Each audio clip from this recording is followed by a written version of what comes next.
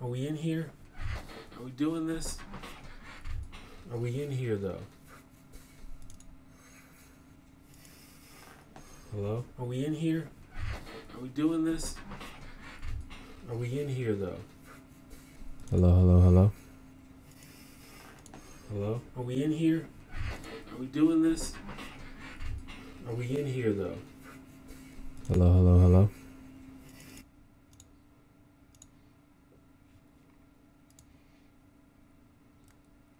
Do I have the right mic set?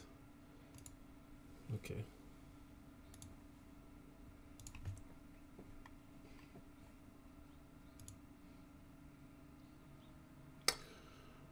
Okay. It appears that I am live. I think.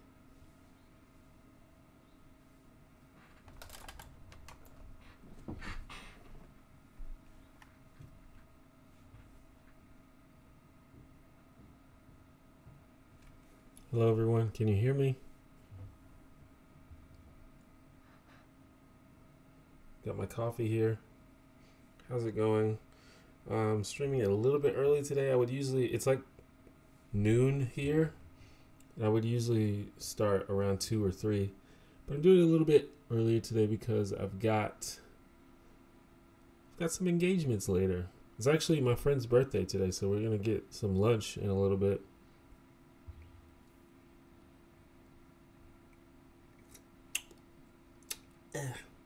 Honestly, like usually I would be waking up around this time, which is why I haven't got my coffee. I've got to like get acclimated. I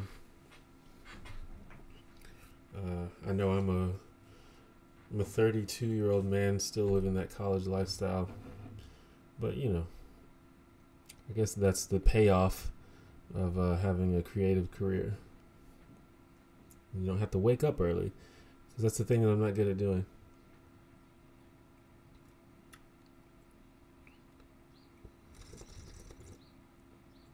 I got this like cheap coffee from Aldi, and it's not good, but it's what I have, so I'm gonna drink it.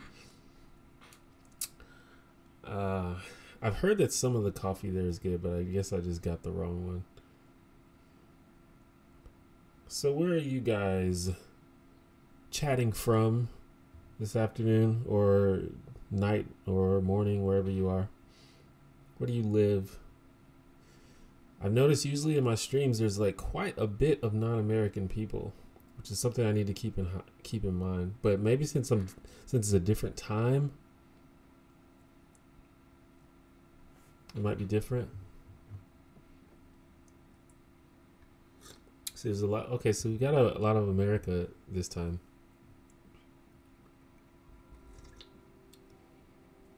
Atlanta. South Carolina, Dallas, New Mexico, Michigan. Awesome.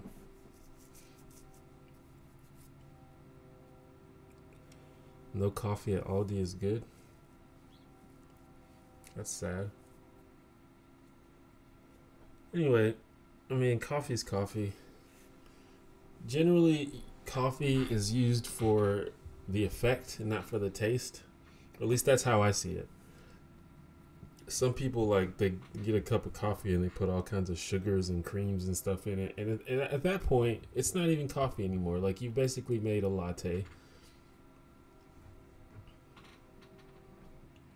Brazil, that's cool. I feel like that's rare. I don't get that many people from Brazil or from like South America in general. You drink decaf. What's the point of decaf coffee? I don't understand the point. I get the blonde roast at Starbucks so they don't burn it. I don't necessarily means that they don't burn it. It's just a different type of coffee, right?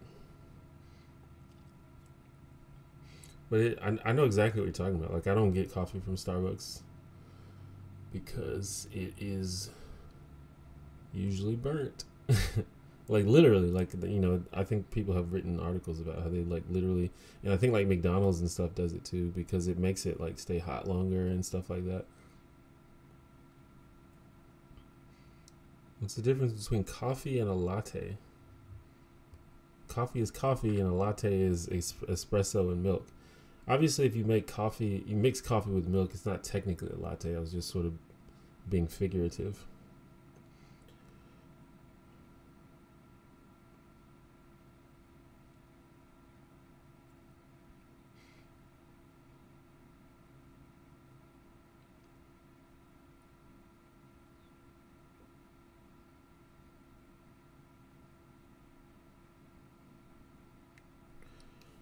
But I'm no coffee aficionado. I just like coffee, and I like it's good on certain mornings.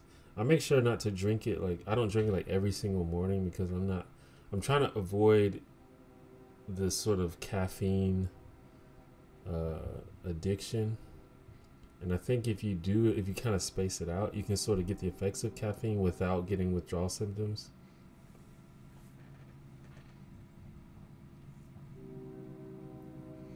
Brazil, people from Brazil love to talk about Brazil. I believe you. People from America love to talk about America, so nationalism is weird. Frappes. I used to work at a coffee shop, actually. So I don't think I'm a coffee expert, but I kind of know probably more than the average person. But if you're like a just hardcore coffee person, you probably know more than me.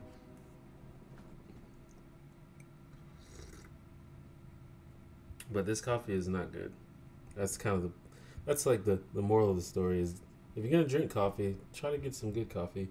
I think a lot of people don't like coffee, but I think if they started off with some really good coffee, it would be easier for them to get into it. Like this tastes like what I imagine most people who don't like coffee thinks coffee tastes like.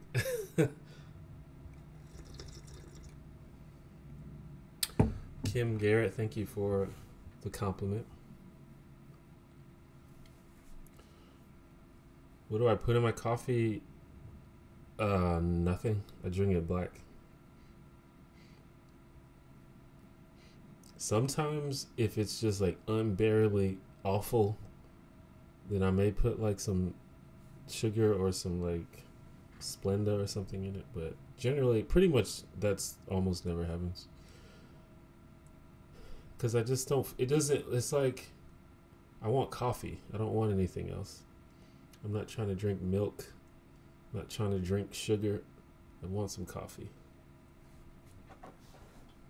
I honestly don't think that Folgers is that bad.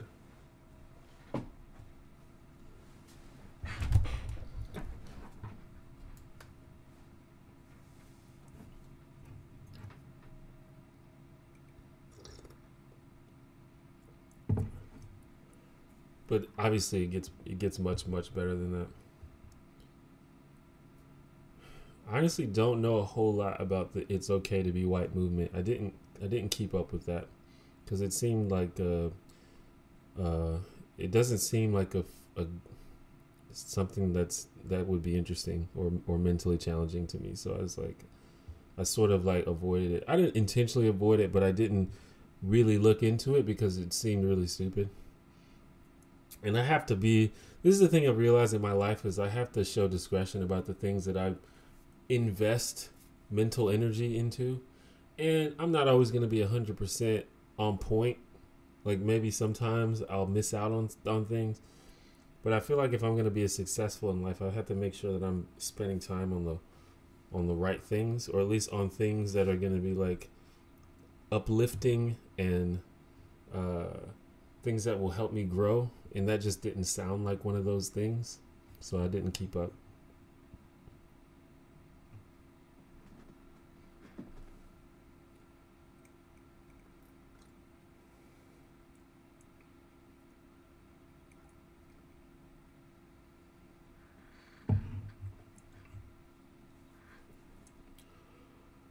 What is your opinion on free speech? That's a kind of broad question. Someone got mad at me for saying it has limitations. Well, it obviously has limitations. Like, obviously, like, or it should have limitations, at least in my opinion. Like, you can't threaten someone, for example. You can't, like, verbally, maliciously harass people. You can't go into a crowded theater and yell fire. So, obviously, free speech has limitations.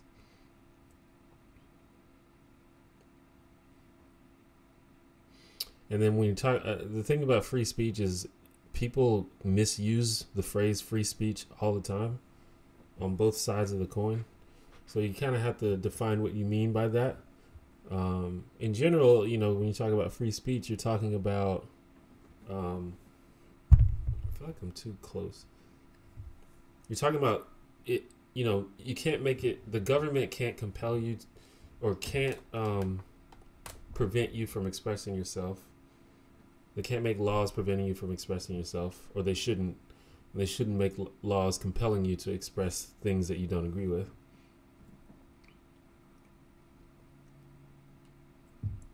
And that's it. But some people think free speech means, for example, some people think free speech means freedom from consequences, that you should be able to say whatever you want with no consequences, and that's not what that means. Or at least that's not how I see it.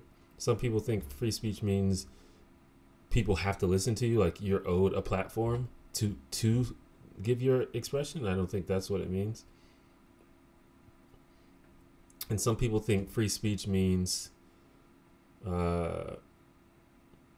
basically it's sort of the same thing as a platform, but for example, some people think if I block you on Twitter, that means I'm like censoring you. It's like, no, that's not what that means.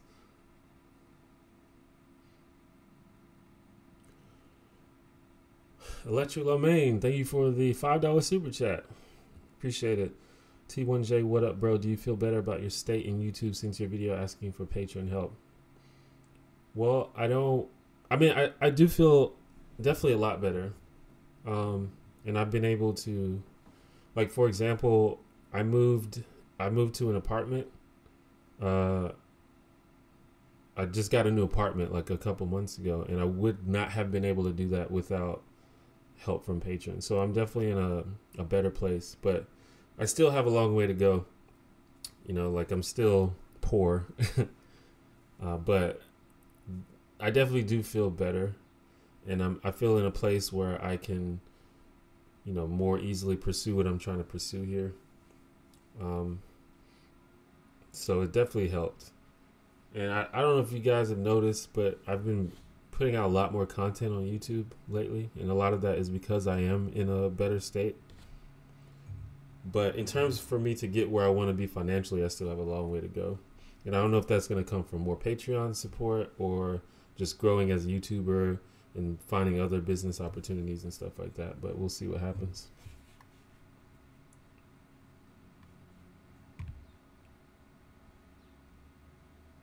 What things promote the most growth for you? Just curious. People, decisions, new situations. I don't know. Just it's a combination of things. Just anything that makes me think or anything that makes me learn something. Like I've been watching a lot of videos and reading articles with just ideas about how to improve in different areas. Like I've been reading a lot of like books about, well, I've been watching a lot of videos about like business and entrepreneurship. I really like watching motivational speakers. Some of them are really cheesy, but then some of them actually have some good ideas about how to just be happier as a person. Just meeting people that are positive and optimistic and wise, that sort of stuff. And even like reading about the world, like reading the news, I think being more informed is helps you grow as a person. But reading like silly, uninformed opinions online, like that really doesn't help me. Even stuff that I agree with, sometimes it's just like not challenging in any way. And it's like, okay, that's not really worth the time. What's your opinion on white people saying the N-word? I actually have a video about that, but I kind of hate it. It's like this really old video, but it keeps getting views. And I'm really sad that it keeps getting views because it's bad. But anyway, me personally, I can't, and this actually kind of goes back to what I was talking about before, but I can't really spend my time being upset at white people for doing stupid stuff. Like I always say, if black people got mad and upset every time someone did something racist, we would just be miserable all the time, at least in America. So it's just not it's not healthy for me to be like that. And there are some people who are just miserable and mad all the time, and I feel like it's a justifiable way to be, but it's just not healthy, and it's not, in the long run, it's just not going to be good for you. But it's just, I don't think it's that hard to understand. Like, there's a great video from Ta-Nehisi Coates, I think is his name. You should watch that video. He pretty much answers that question like in the best way that I could ever think of. But every word has words have different meanings depending on the context. This is basically me summarizing what he said. And so, like, for example, you know, if you're married to someone, you call them honey. Hey, honey, how you doing, honey? That works in that context. But if a stranger were to come up to you or to your spouse and call them honey, that would be weird and maybe even a little offensive. It's like, what are you doing? Why are you saying that? And that applies to so many different words and so many different contexts. Like, I could give you so many examples of that, but I think you understand what I'm saying. And I think the N word is just like that. The context is different when black people say it than when white people say it. It's just a different context. And because of the history of the word, the context of white people saying the N word is that it's extremely offensive. And in fact, most people find it offensive. So if you want to avoid needlessly being offensive, then just don't say it. But, and you know, that gets into more conversations about white privilege and the different way that white people sort of interact with the world, and how, like, white people are not sort of used to being told they can't do stuff, even though, like, people of color and particularly black people, we have to deal with the fact that we can't do stuff all the time. So it's easier for us to understand in many cases.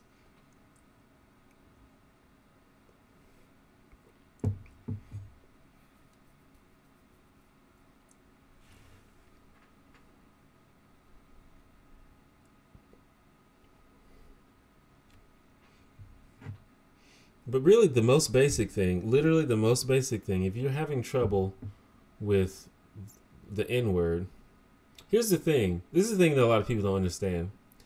Even if you don't understand or don't agree with why someone is mad or why someone is pissed off about something, it still makes you an asshole if you do it, knowing that they're going to be pissed off. That's the thing a lot of people don't get. You know, like this person, like Richard said, you can call a sports person in America a jock. Call a wrong Scottish person a jock, you can have a problem. I didn't know that, but, like, for example, if I go to Scotland or something and I call someone a jock and they get mad, I can be like, wait, I don't understand why you're mad. It's just a word. But if I just keep doing it, like, yo, that's a jock. Like, if I do that anyway, already knowing that they're going to be mad, that still makes me an asshole. So it really depends on if you value not being an asshole, which I hope you do.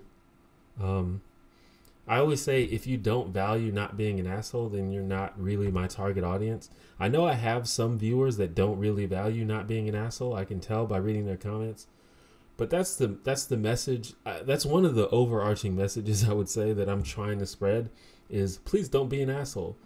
And it still makes you an asshole, even if you don't agree with or understand why they're mad. And I think that's the part a lot of people miss.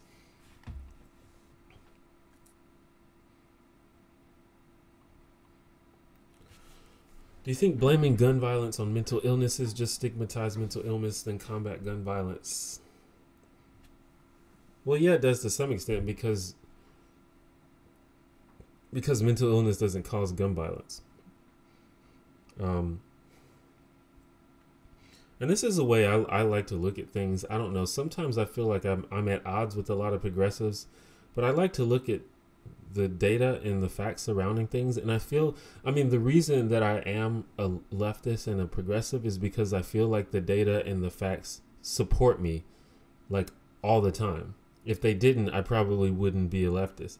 But a lot of people don't look at things based on data. But if you look at the data, you'll see that mental illness does not cause gun violence. There's no correlation between people being mentally ill and being violent and being violent, or even using guns. Like, having a mental illness does not make you more likely to be violent, basically, is what I'm saying. And that's just, there's data that supports that. That's just a factual statement. So if you blame gun violence on mental illness, that's a problem, because that's not true. But I do think it's the case that a lot of people who are violent are mentally ill. And I think that's fair to point out. That doesn't mean that it caused it. But I think that it's an interesting correlation. And I think it's interesting to talk about. But you have to talk about it in the right context.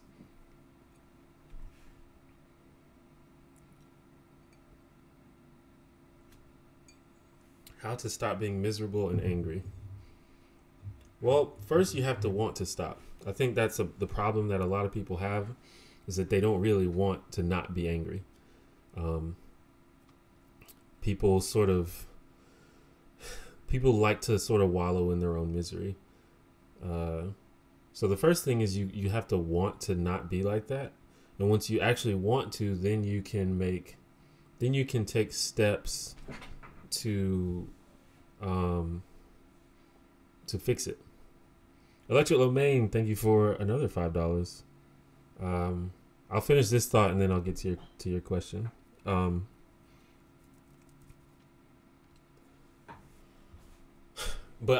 I really think your environment has a lot to do with your attitude, and that's something that I had to figure out for myself. Is the environment that I was in and the people that I was hanging out with that affected how I felt.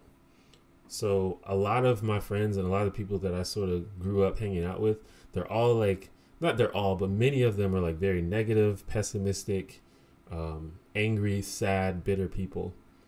And I understand why you can be like that. Because, most of my friends are poor. Most of my friends, we live in Alabama. Most of my friends are progressives in Alabama, which is, can be very frustrating. So a lot of people are just sad. Yeah. But as a person, it's like, I don't want to be like that. Like, I want to be positive and happy. And I just had to really change my environment. And not only the people you hang out with, but the things you expose yourself to. So like, for a minute, I was reading a lot of stuff on the internet and watching a lot of stuff on the internet. That just makes me mad. It just makes me upset. And, the news in general can make you upset because there's a lot of crazy stuff going on in the news. But that's like all I was watching. I was watching like videos from people that were like insufferable. I was watching like only like bad news and things like that. But that's not all there is out there. So I decided I was going to watch more positive stuff. Like I was just talking about like motivational speakers and stuff. Like I watch stuff like that now because it's positive and optimistic.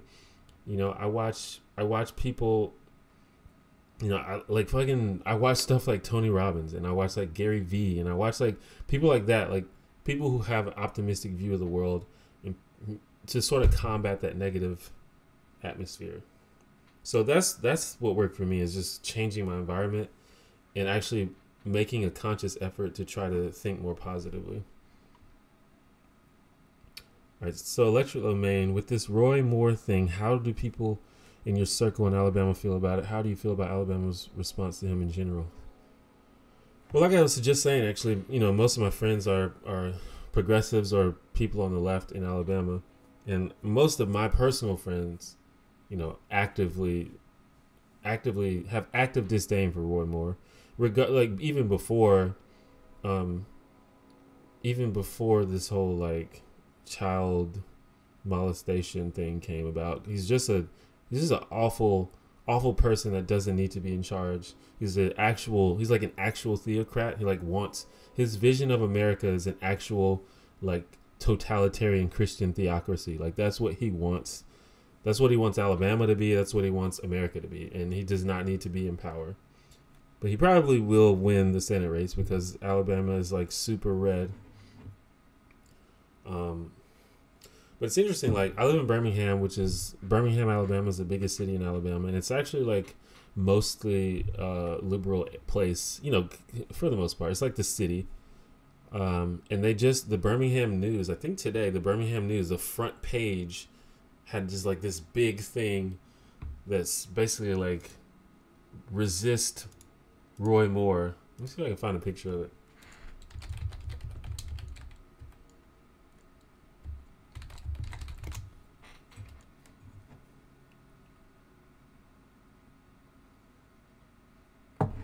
Reject Roy Moore. Yeah.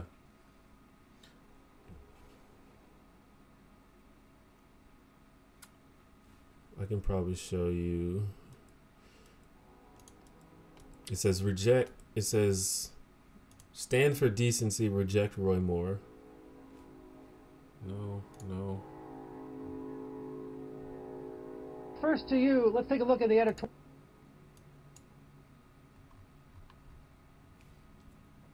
Wait, how do I do this? Window capture. Window capture. There it is. You see it? That's like the cover of our newspaper today. Or yesterday, not today. Yeah, today's Sunday. I don't think the newspaper comes out. Well, yeah, it does. Never mind. Anyway, that was the cover of the newspaper, like the front page.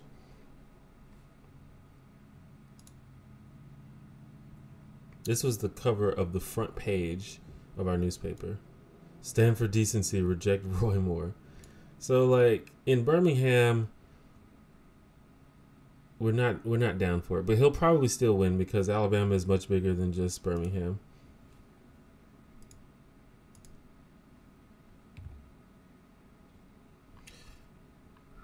All right. If I missed your question, you can try to ask it again because sometimes I go on these long-winded answers and I miss a lot of questions.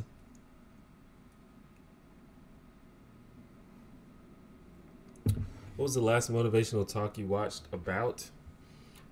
Well, I've been watching a lot of Gary Vaynerchuk. I don't know if you're familiar with this guy. Most of his stuff is about entrepreneurship and how to like succeed in business and stuff, but he does a lot of motivational stuff. And his sort of big thing is like self-awareness, just sort of like acknowledging what you are personally good at and what you can feasibly achieve in your life, and then just sort of going at it full force, like single-minded focus on the thing that you have to have a passion for it, but you also have to be good at it. And so you go in on it and then you just like perfect it.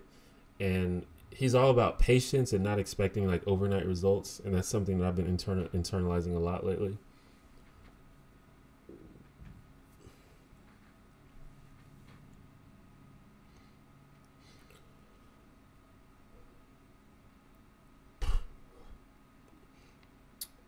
Why did you choose the name The One Janitor? I'll tell you later. What did you... Mad Scientist Assistant. I saw you said what's up earlier. What's up? What do you think about microtransactions in video games like loot boxes and whatnot, given the recent Star Wars Battlefront debacle? Well, I mean, it kind of doesn't matter what I think because that's just what it is now. It's not going to change. That's just the way, that's the model now. I think ideally, if someone's going to pay $60 for a video game, then you should give them a video game that's finished, and you can make bonus content that costs money. I think the problem is when you make a game where you can't really even enjoy the game until you pay money, and I think that's where it's a problem, and I think that's just not fair. That's like it's a greedy move on the part of these developers. And then there's stuff like, I don't know that much about the Battlefront situation, but I did see the, forum post where someone said, and I guess they're changing it now, but someone said that in order to unlock everything in the game, you had to play like 4,000 hours or something. And that's ridiculous, that's actually absurd.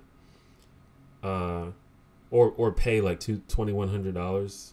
And if that's true, that's actually stupid.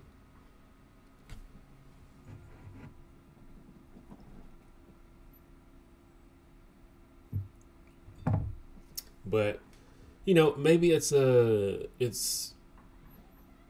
new thing. You know, maybe we could try something new with video games and just see how it works.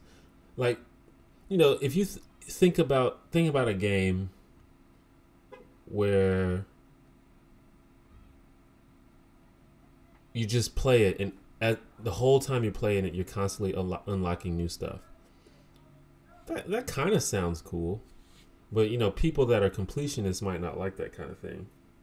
And that, you know, that's sort of the model that MMOs have. Like, you can technically complete an MMO at least to the end of the expansion, but it's going to take a lot of time, maybe upwards of 4,000 hours, to be honest. So I don't know. Do you think the stuff that's happening with Hollywood could change Hollywood for the people? Well, it's good. I mean, I hope it changes Hollywood, because the problem with Hollywood is that there's all these powerful people that, you know, have the feeling, and I guess the justified feeling, that they can do whatever they want because they have the power to, you know, destroy people who oppose them. And hopefully that changes, because no one man should have all that power. So if we can get a system where people are actually held accountable for their actions, that's really good. Yeah, I was thinking you meant for the better, but yeah.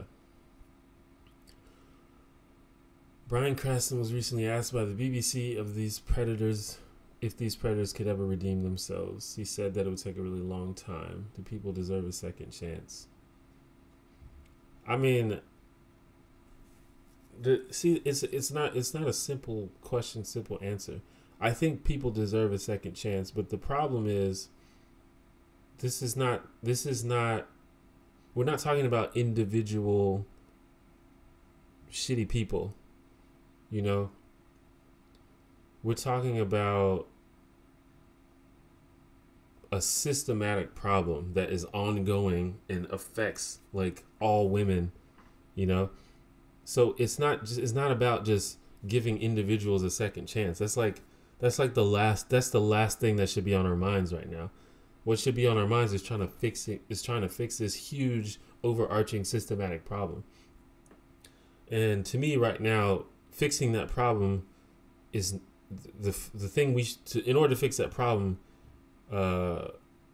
Talking about giving people a second chance is not going to help. That's not the issue.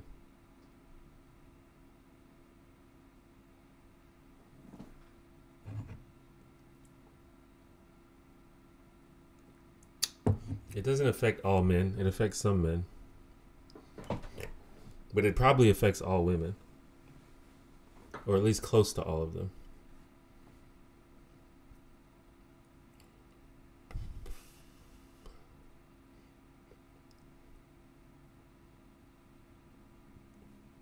But in general, I would say people deserve second chances if they've really reformed. But like I said, I don't think that's our priority right now.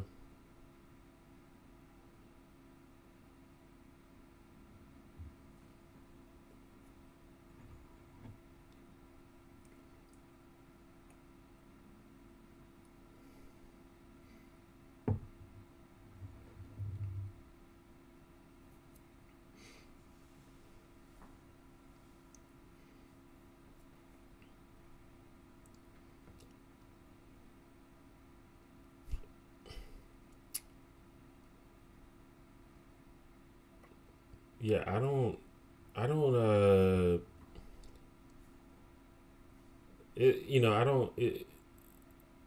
like I said, it's not really about the individuals. Like if they don't reform, then fuck them. Like I don't care. And if they do reform, they can try to see if society will accept them. But I think that it's happened before, but this is a different time. This is a different time because people are more aware of these situations, so it's going to be harder than it was in the past.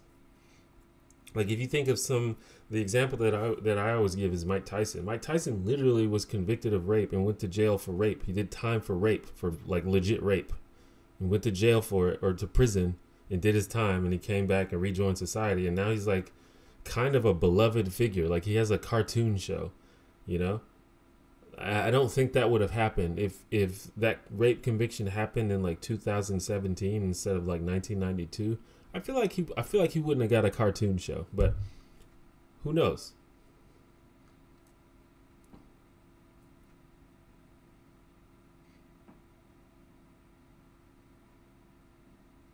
But Mike Tyson is a person who seems to have completely reformed as well. So, that's, I guess that's the toss-up. And he also did time, It's unlike some of these other people who, have been publicly shunned, but other than that, they're not going to get any punishment. So I don't know. Is the change and attempts at accountability on sexual misconduct going to reach other industries with less illustrious victims? I think so. Because it's not just happening in Hollywood, like for example, it's happening in, a lot of the people that are being accused are like famous people, but this type of thing is happening in journalism, in politics, so I think it will extend as far as anywhere. There are probably some localized industries where it's still going to be really hard to come forward because the public eye isn't on them. But at this point, I think it's going to be I think you're going to start seeing it a lot in a lot of industries. I think people are more emboldened, which is good.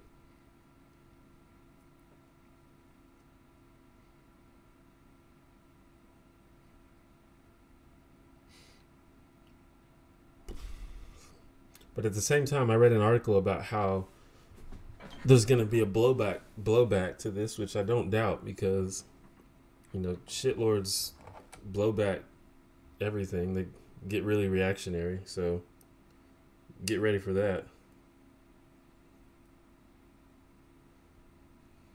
That's why we've got Nazis now, because apparently SJWs caused everybody to become Nazis. Or at least that's what I've been told.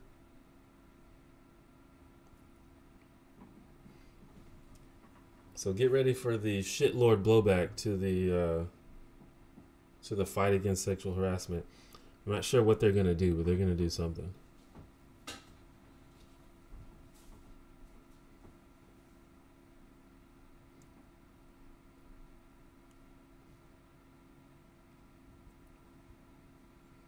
How much longer until Sargon goes away?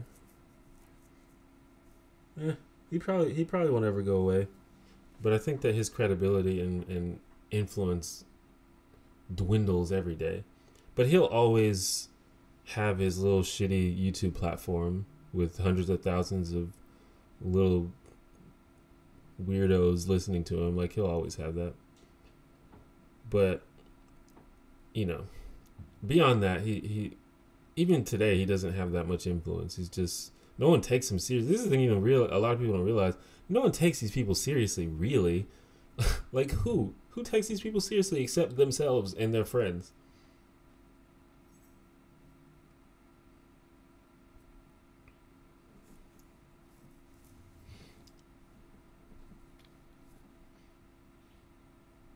Yeah, exactly like The Amazing Atheist.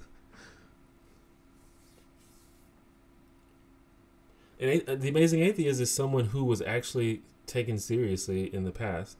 Like, he got invited on TV and shit. He did interviews and stuff. But he tarnished that by being ridiculous by deciding to just become a lunatic on the internet. And now no one takes him seriously. He's just like a fucking random old dude that even his subscribers don't take him seriously anymore. So that's what's going to happen. Particularly with someone like Sargon, because he just becomes more and more unhinged as days go by. And I think people are starting to realize that.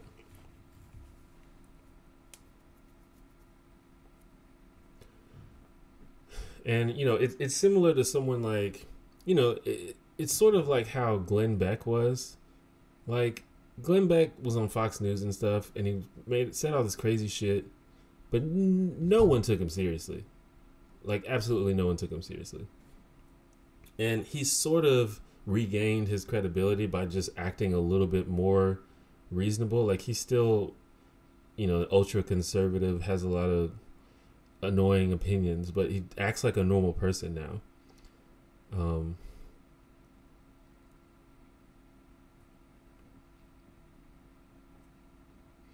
I think a lot of us used to watch TJ back in the day. The thing is, at least for me, that sort of stuff was really intriguing to me when I was like 20, you know, when I was like 19. And I was like, oh yeah, man, this dude's angry and sarcastic. That's the type of stuff that appeals to me because that's how I am. And no offense if you're 19 or 20, but I'm just speaking from personal experience. I just grew out of that and I'm not into that anymore. Like, I don't like even stuff I disagree with. Like, I'm not really into this like ranty, mean-spirited stuff. And that's just not my thing, you know? And I feel like it's supposed to appeal to like teenagers and stuff because teenagers are like angsty and like bitter a lot of the time.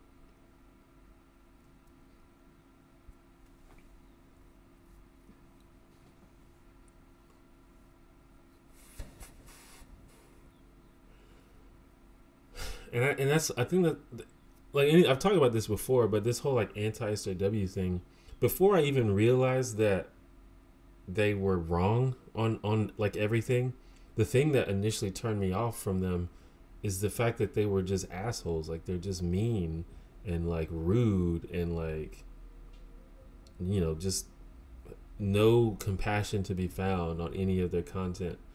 Like, that's what initially turned me off from them before I even realized that they were like nonsensical. So it's, I don't know. I think it's good because it's good that I got to that point now instead of like later, because it would have took me a while. Am I excited for Star Wars? Not especially. I mean, I'll watch it. I'll watch all of the Star Wars, I guess. Is there a new Star Wars coming? I don't even know. I don't even keep up.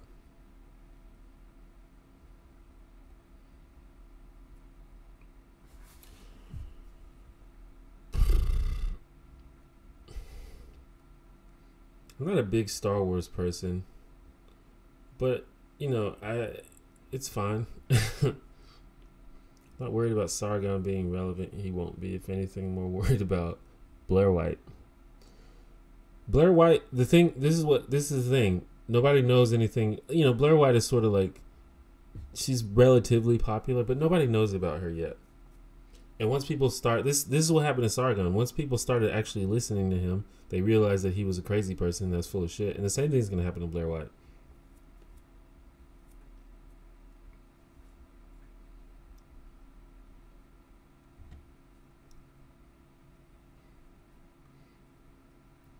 What do you think? What do you think about the only two genders argument?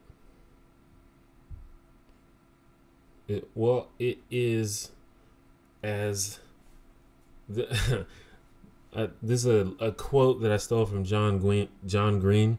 He said, "It is as the Buddhists call a question wrongly put."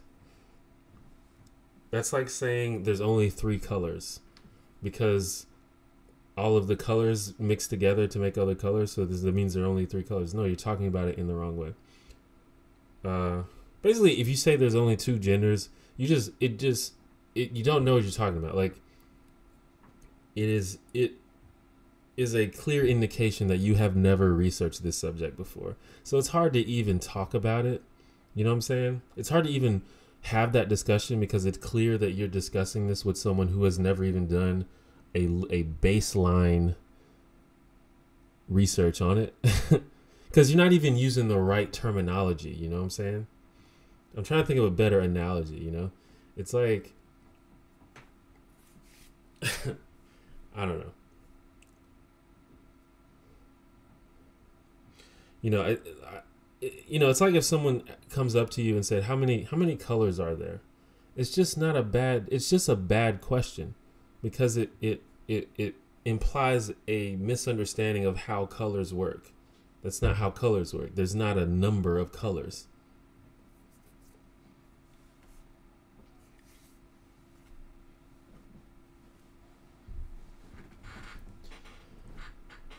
So, you know,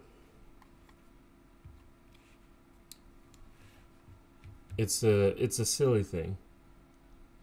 What did you think of you and Contra's live stream? Were you happy with it? Considered it was the first one. I thought it was pretty cool. I think that it was just sort of almost a impromptu type thing where we weren't that hold on. Okay, never mind. We didn't really like plan out exactly what we're going to talk about, so we just kind of winged it. And I think if maybe we had more plan to talk about, it would have went a lot. It would have been longer, and it would have been maybe we would have more coherent things to say. But I think it was a good conversation, and I feel like it's probably a conversation that's unlike a lot of the other conversations she has, because I feel like most of the people she talks to are either like extreme progressives or like super anti SJW type people, and I feel like she hasn't talked to that many people that are obviously leftists, but like, you know, try to see the nuance in a lot of stuff. Like I think the closest thing to that is probably Destiny, but other than that, I don't know. I mean, I haven't watched all of her talks, but hopefully it was interesting. I don't know. I had fun.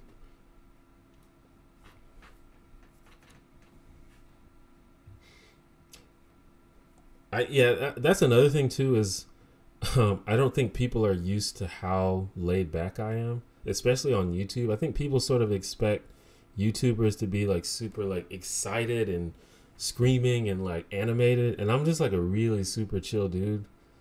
And I don't think people are used to that. And I think, you know, I think some people appreciate that at least. At least maybe some people over a certain age. I don't think that I actually do have some fans that are like 14, but I don't feel like that sort of thing is usually appealing to really young people. But that's just how I am. I can't even help it, even if I wanted to. Sometimes in videos that are scripted, I can like pretend to be more animated. Like if you look at some of my older videos, I have some where I'm like going in, but that's not how I am like in real life.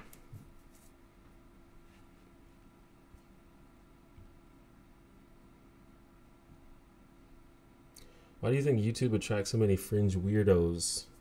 You mean like in terms of the creators or the audience? It doesn't attract particularly fringe weirdos. It attracts everybody. It's just that weirdos are louder. Like you can go to plenty. Like I always use even my channel. Like if you go to my comments or just read this chat, it's like it's normal people. Like everybody is fine.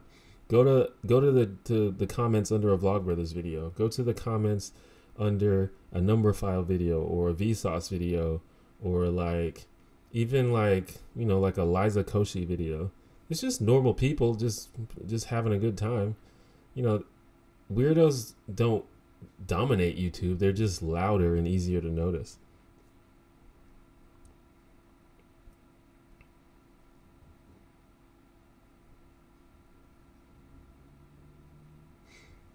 Yeah, CGP Grey.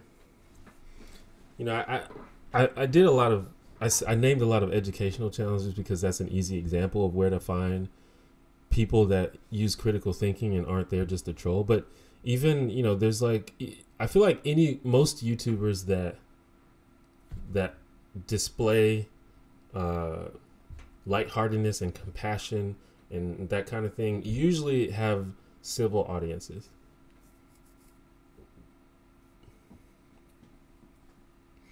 I understand you really like Vlogbrothers, but how do you feel about John Green's books? I like them.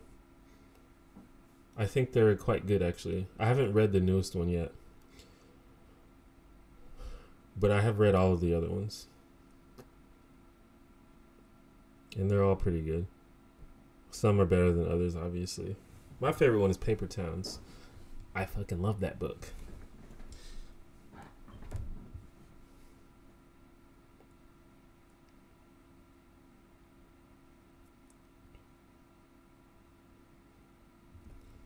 I like CGP Gray's podcast, Hello Internet. You listen to any podcast? Not really. I need to listen to more. I think that I want to start listening to more podcasts, but the thing is, when I'm on my computer, I'm usually doing stuff or watching YouTube. So I think the best way would be for me to put it in my car. But I have an old car, so I'm gonna have to like buy something. Like I don't have like an aux cord on my in my car, but I think there's like things you can buy to do that.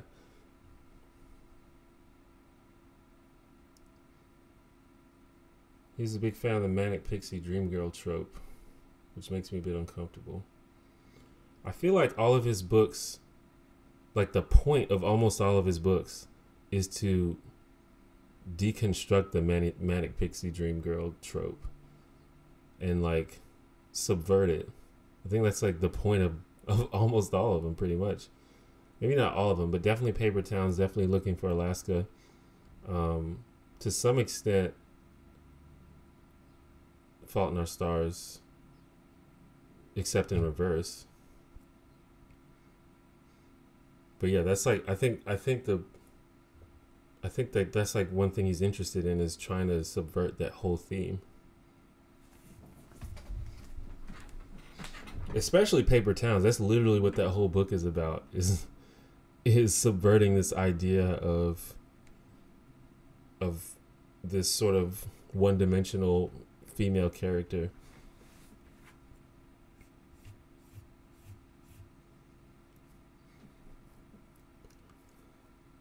Do I still watch some Doctor Who episodes? No. I might watch some more. I want to do more reactions on my second channel. I'm probably going to look out for that. I'm probably going to try to make more content on my second channel, but I'm just kind of working on it.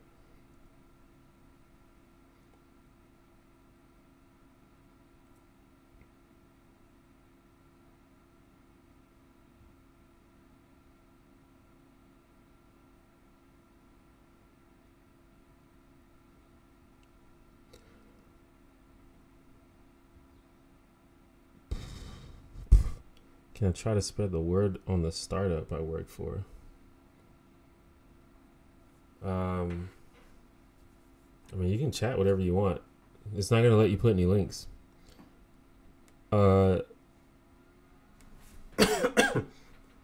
See ya, Electric Lomain. Thank you for the super chats. My second channel is the 2 janitor.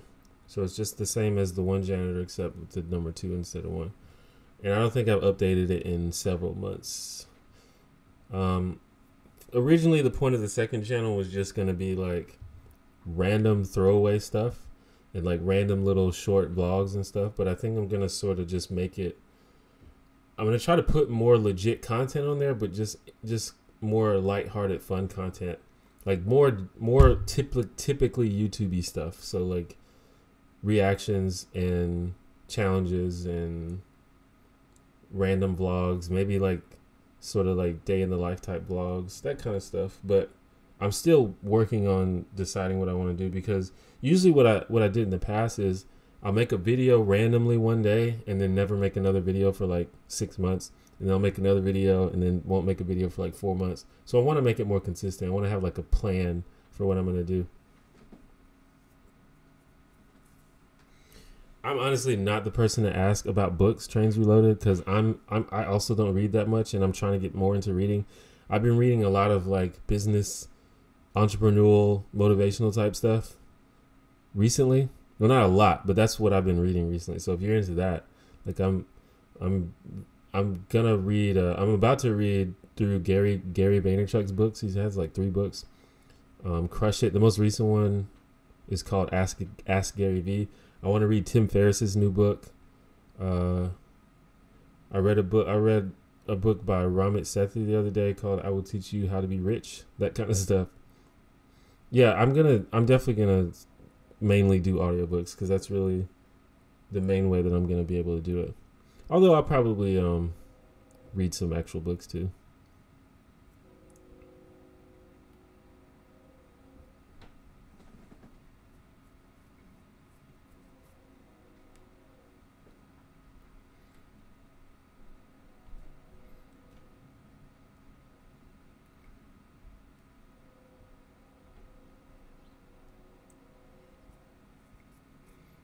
Do I have a reading listening list somewhere? Nope. I just got to get more. I got to get more structure in my life, which is hard to do when you don't have any money, because you're kind of just always worried about money all the time. So it's hard to worry about other stuff. But I'm trying to get better at just, because I realize I just have to plan out what I'm going to do. Like, I have to be like, okay, I'm going to make a video. I'm going to make this video and I'll make this video. And then every time I get in my car, I'm going to listen to a podcast, listen to an audiobook. And then, you know, I like to have like a book in the bathroom just to read. That's honestly how I read books, is just when I'm in the bathroom. Because otherwise I wouldn't do it. Because when I'm not in my bathroom, I'm on my computer. And when I'm on my computer, I'm either making a video or watching YouTube or doing social media, and I would never read during that time. So I have to like plan out what I'm gonna do.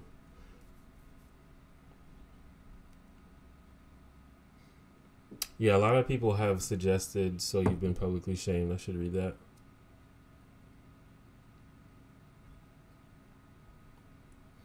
But yeah, I just have to plan out what I'm gonna do.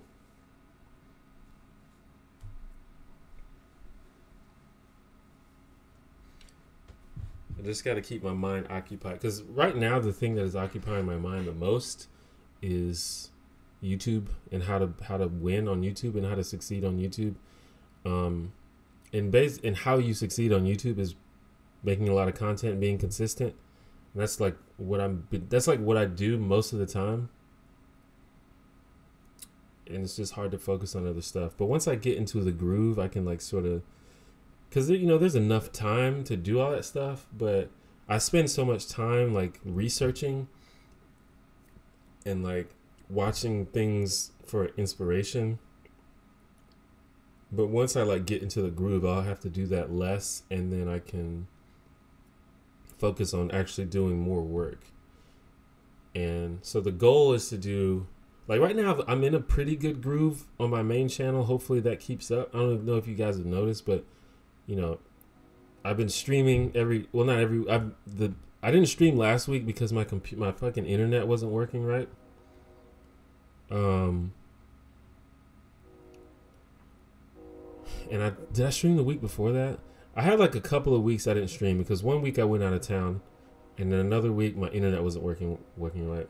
So I've been streaming every week, and that's content, and I think that's good. That's good for my career because it's engaging, and I just think people like it. So I'm okay with that. I think it's a good use of time, and I like it. I like doing it. And I think they go pretty well. So I stream, and then I do stream highlights, which I wasn't sure if people were going to like those at first, but it seems like people like them because everyone can't make it to the stream on time. So people do like to see the little highlights from the stream.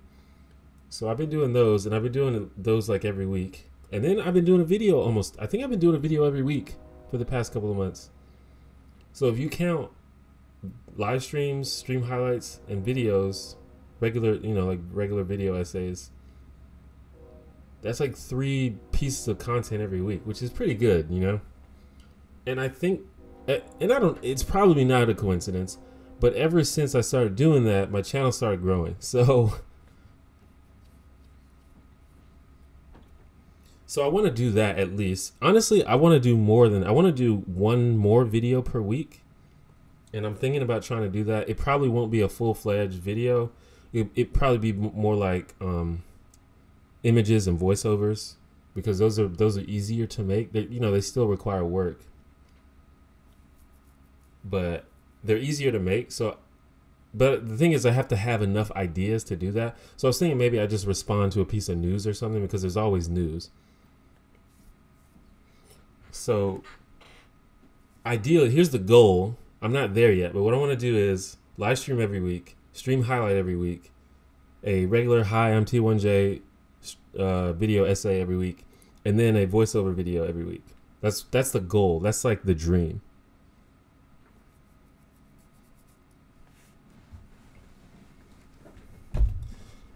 And once I get that going, then I want to put more content on the second channel. And the second channel content will be easier to make because it's unscripted, almost always unscripted. But the problem is I want it to be higher quality. Like I want it to be like a real YouTube channel. I don't want it to be like I was saying before. The channel initially the channel was just supposed to be for kind of like throwaway content, not throwaway content, but just like random stuff. But now I kind of want it to be like a legit YouTube channel, just with more lighthearted stuff and all the people that want to see me just in a more natural space instead of like, scripted talking about politics and social issues all the time. That's where they can go to see that. But it's kind of hard to do because I don't want it to add to my workload. Maybe if I can get some help making the videos, then I can do that. But the idea for that is, what I want to do for that is get another camera. Because usually for the videos on that channel, I use this, which is a webcam. And, it doesn't look bad, but it's not, I want the videos to look better than that, basically. So I want to get another camera, and I could use the other camera, but it's like already set up for the other videos, and I don't want to have to like move it back and forth. And it's just, I don't know. Like I want to just have a camera here that I can just come sit at my desk, make a video, edit it, upload it. I don't want to have to like set up my green screen and all this shit for the second channel. So that's the goal.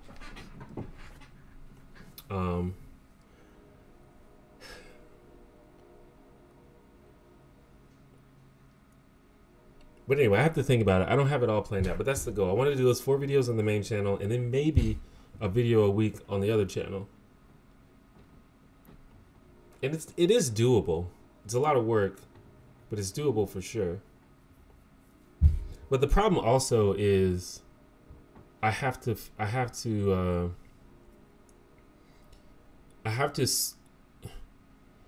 spend more time when you're in a situation like me where I don't have that much money.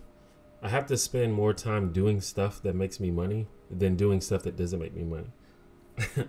Now, obviously, there's an investment where you do something that may, makes it more likely for you to make money later. And it's not all about the money, obviously.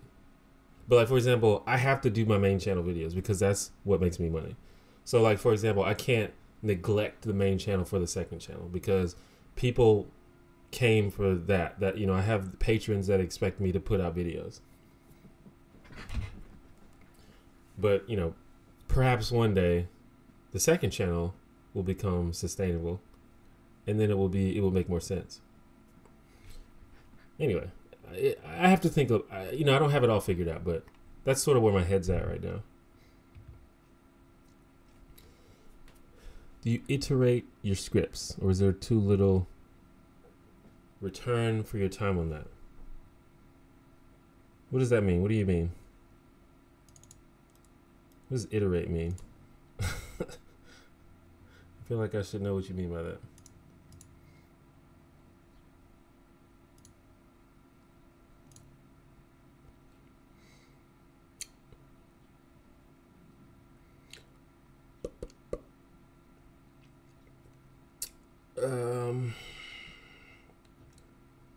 writes? Do I rewrite the scripts? Not really. Well, the way that I do scripts is I spend a lot of time on the script. So I guess, I mean, I like rewrite them as I'm writing them, but I never like finish a script and then go back and rewrite it. But I will like spend all day writing a script. And a lot of that is because I get distracted and stuff like that, but also because I don't just like completely do a draft and then go back and rewrite it. No. Maybe it would be more efficient if I did that. And maybe it would be better. That would be better if I did that, but I don't do that.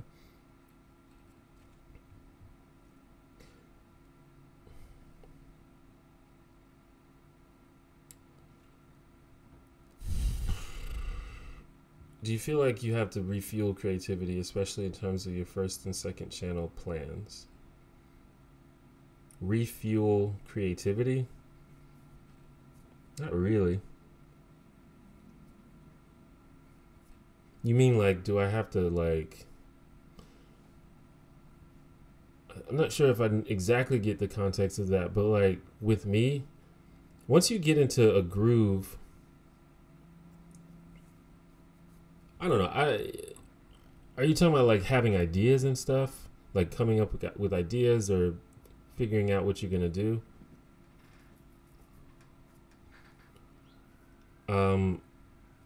Because for me, like,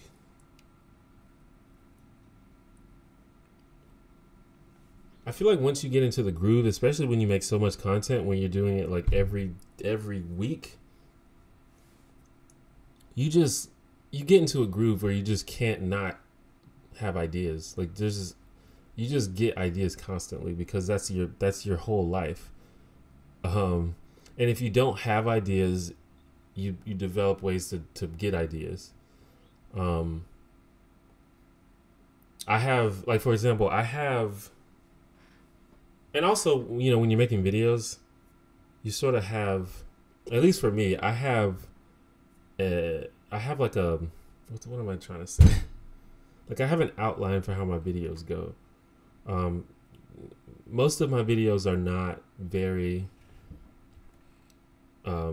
complicated, so I can sort of fit any idea into the skeleton that I've already set up for my videos. You know, like almost all of my videos have the same format. You know, like I start out sort of explaining the context behind something. Then I say, hi, I'm T1J. And then I explain like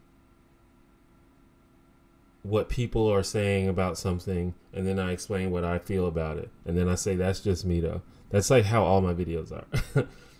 So as all I need is like the general idea, the general thesis, and I can just write something based on that. But like I have like a bookmark folder called idea research, where I have like links to certain things. Like I have links to Google Trends. I have links to YouTube trending page, the New York Times, the Guardian. So if I'm like short on ideas, I can pretty easily just research what people are talking about and get an idea pretty quickly. But when your whole life, like my whole actual life, revolves around making YouTube videos, it's just hard not to get ideas for YouTube videos when that's all you do. Like it's harder when you have other stuff. Like if you have a full-time job and then you come home and make YouTube videos, it's probably harder to come up with ideas every week, you know, all the time. But when that is your whole job, like I feel like it's hard not to get ideas.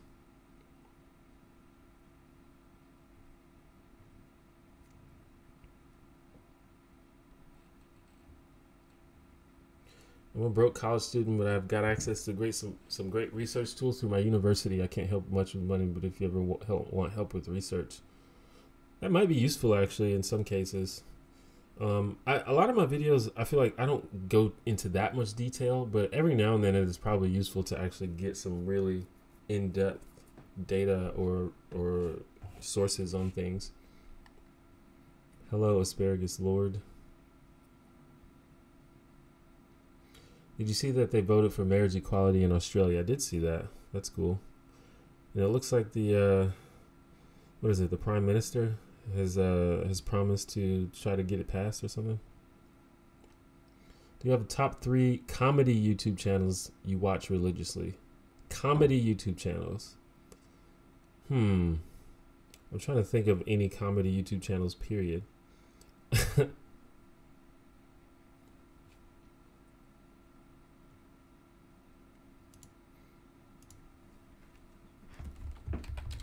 I guess there's none that I watch religiously. Whoops.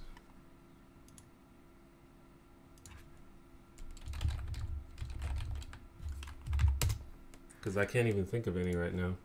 Like most of the YouTube channels I watch are funny, but I guess they're not comedy YouTube channels. I really like Cracked. I don't watch them religiously though. I watch some of their shows religiously. Like anytime they put out After Hours, I watch it. So that's comedy.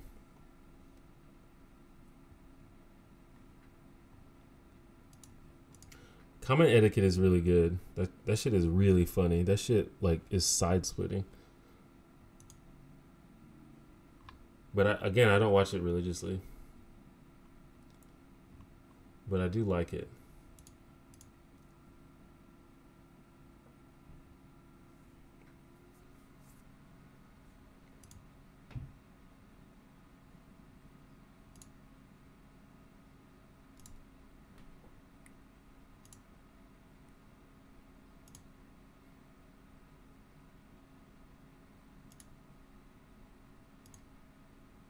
I used to watch a lot of 5-second films. I don't think that's a thing anymore, though, is it?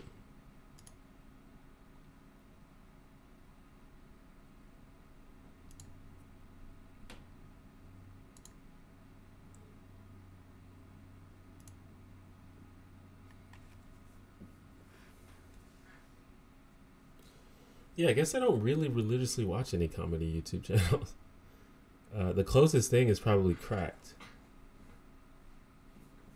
And on that, it's only certain shows, particularly After Hours and sometimes other shows. Like I really like the obsessive pop culture disorder show is really good, and Some News is really good.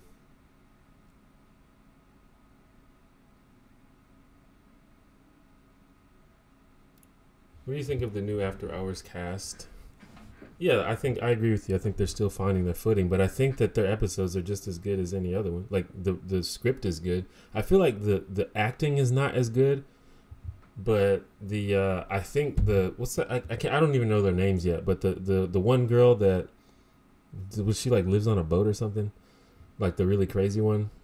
I think that she's gonna become a fan favorite. I think she's carrying the show right now.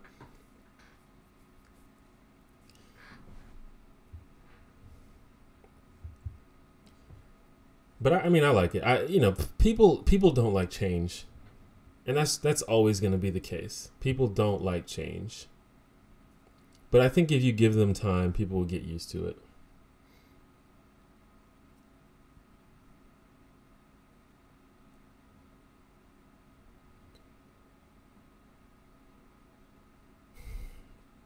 A lot of people have suggested Red Letter Media, but I have not watched much of it.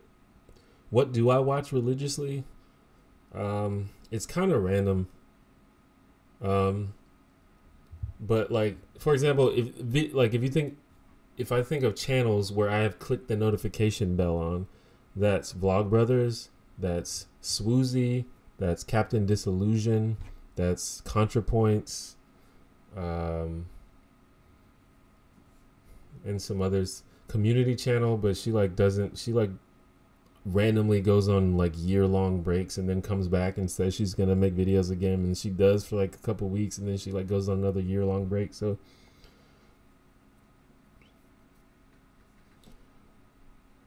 who else have I clicked the bell on? Is there a way to see? I don't know if there's a way.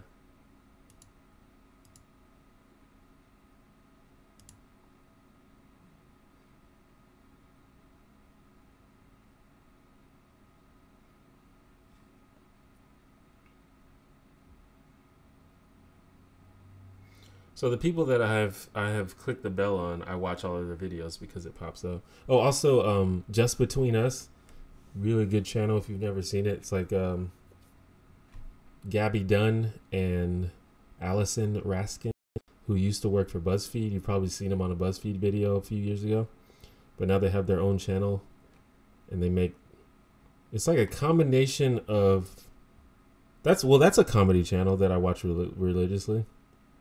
So there you go. Just Between Us. It's a sketch. They do sketches, and they also do like this Q&A advice show, but it's also a comedy sketch. It's kind of interesting. But it's like a very like, I don't know, just watch it. It's good. And it's funny. Allison Raskin is really funny. And I also have a huge crush on Gabby Dunn. I think everybody has a huge crush on Gabby Dunn though. Oh, I've seen You Suck at Cooking. That's really good. I guess that's another comedy show. I don't watch it religiously, though, but You Suck at Cooking is really good. I remember I actually caught You Suck at Cooking when it first came out. Like, I caught it on their, like, third episode. And I think I literally put a comment in the comments that was like, this channel's going to blow up 100%. And I was right. I think it's got, like, maybe 500,000 subscribers by now.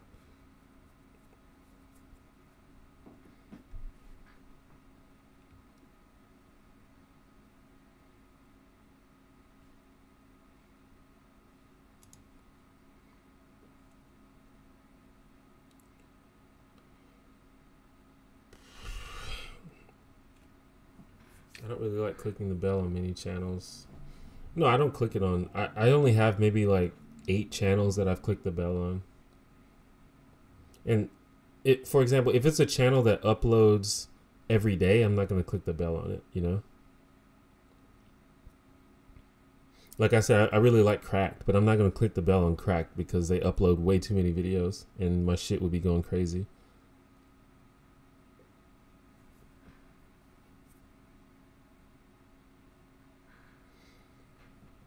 I've seen those Star Wars prequel reviews. That's like the only thing on that channel that I've seen.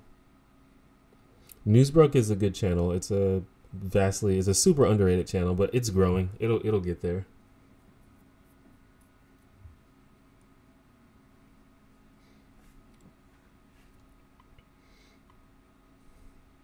Are there any conspiracy theories you believe? Well, I don't think there's anything that I believe that I don't have evidence for, or at least not anything that I'm certain of that I don't have evidence for. But there are some conspiracy theories that are true, or that turned out to be true. You know, like Watergate, that was a conspiracy theory, but it was true. So, but if you're asking me, are there any unsubstantiated conspiracy theories that I believe, then no, because I don't think it's a good idea to believe things that there's no evidence for. Or at least that there's no good evidence for.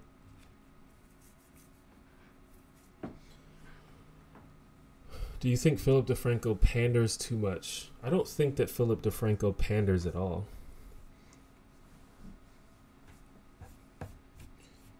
I just think that he's... I disagree with his approach. His idea... I think that he honestly believes that the center or moderate position is right most of the time, and I just don't think that's the way to be. I don't think that's correct. I don't think that's... I think it's rarely correct. And I've talked about this on Twitter, but I think that Philip DeFranco has a blind spot when it comes to feminism and social justice. I think he has a pretty clear bias against feminism and feminists and social justice advocates. I think he's kind of demonstrated this bias pretty consistently. But I don't think he panders. I don't think he panders. I don't think that is a correct way to describe what he's doing.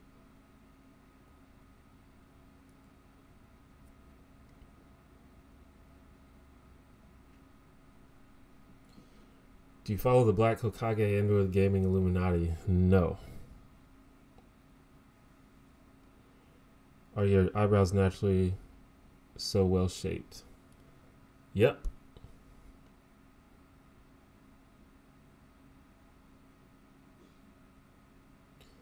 I don't think that moderate position is bad all the time.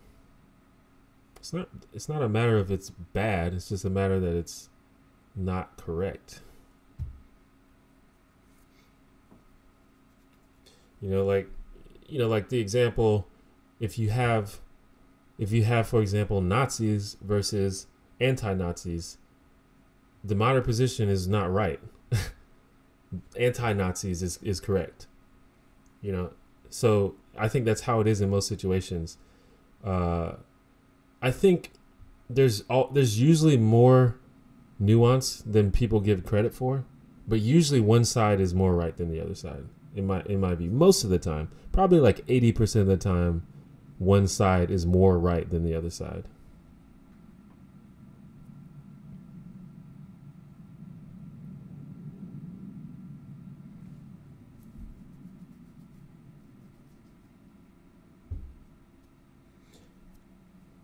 Like when it comes to feminism, that's a good example because Philip DeFranco is bad at this.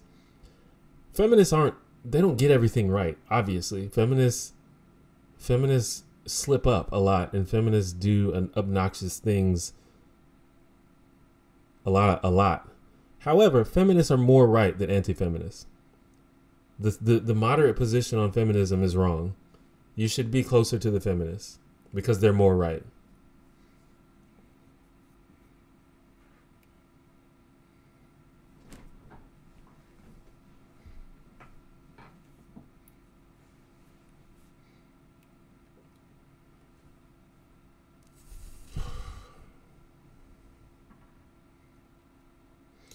Well, I got a couple of super chats, but they didn't use that opportunity to change the title, so it's cool.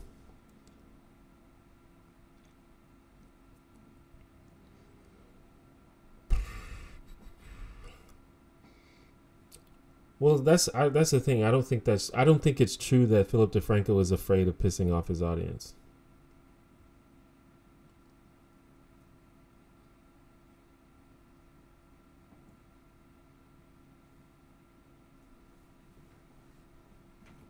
Well, I mean, at least not any more than anyone else is. Like, no, I don't think anyone wants to piss off their audience. I don't want to piss off my audience. And I have before, and it sucked.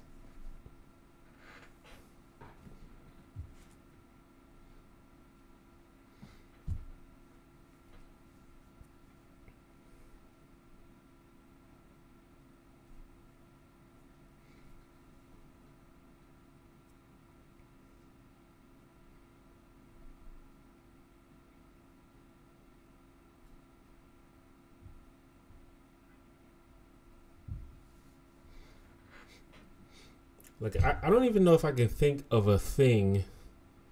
I can't think of an issue where the absolute middle ground position is better than one side or the other. Can you guys give me an example of a position like that? I'm sure you could probably think of something weird where that fits.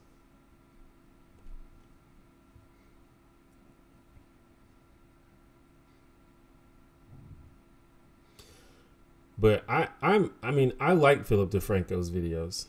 I've said this before. I'm a fan of Philip DeFranco because I think that he usually takes a measured view. He usually takes a measured position on everything. He usually gives everything a proper dissection, and he gives everything a fair shot.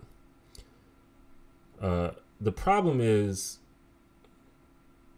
he seems to argue that he seems to think that both, even though he gives everyone a fair shot, then he fails to decide which one of them is more right. He just assumes that they're both equally right or equally wrong, which is almost never the case.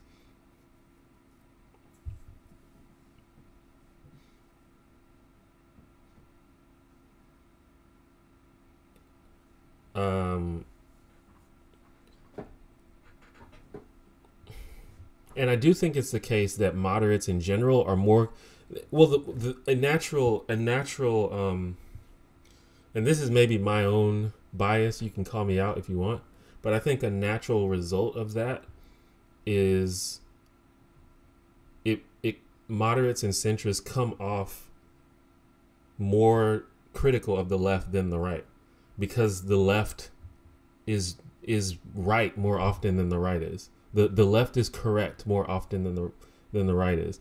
But if you're a centrist saying both sides are equally wrong, then you're naturally going to come on the left all the time, because if you think that the left is equally as bad as the right, which it isn't, then you're just naturally going to have to unfairly criticize the left sometimes to make them seem equally as bad as the right.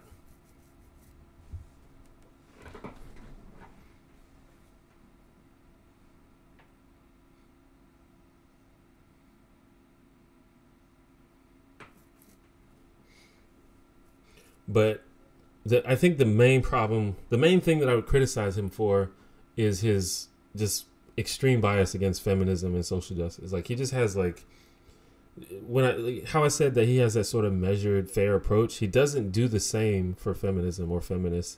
He always has he sort of comes out the gate assuming the worst about whatever the social justice topic is.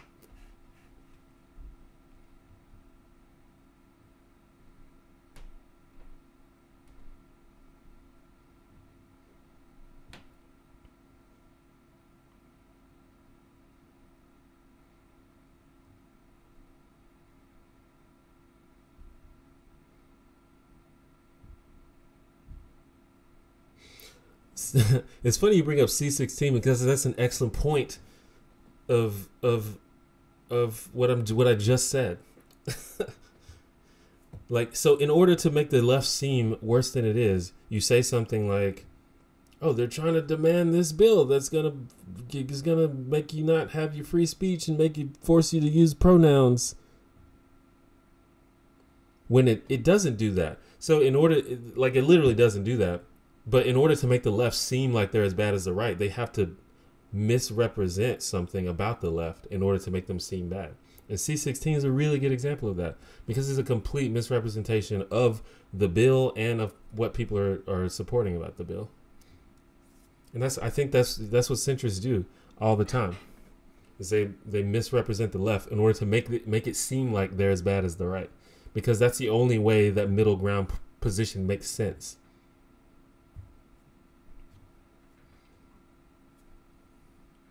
Otherwise, they would have to admit Bill 16 is not mandated speech at all. It literally isn't. So it's weird that you say that so confidently, because it's not. You can read it. It's online.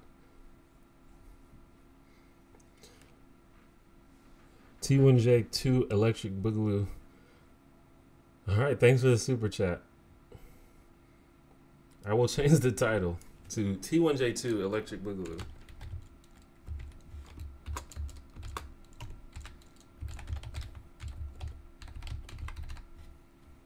I think it will auto refresh. Let me see.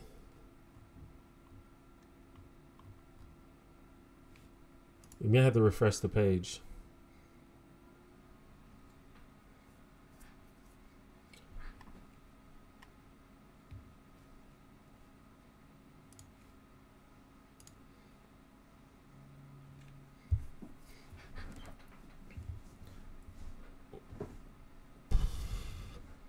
Do you know that fighting words are a legally restricted form of speech?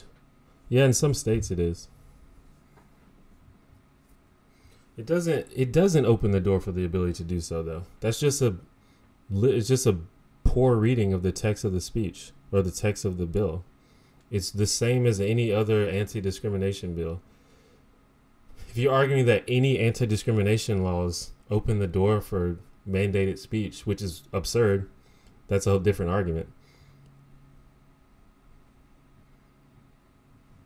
But it's just, that's just an absurd misrepresentation. It's not even close to true. This is so frustrating. It's like, it's not even close to accurate. It's not even a little bit accurate. It's just, it's hard to believe that you read it if you believe that. Like, it sounds like you heard what someone else said about it, because it's not even close.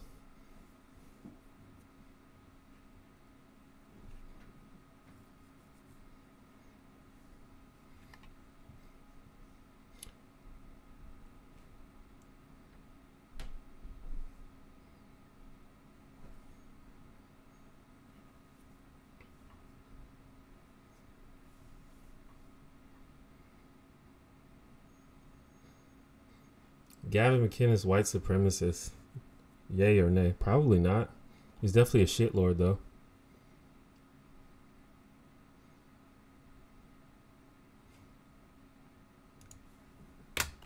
Oh, I misspelled it.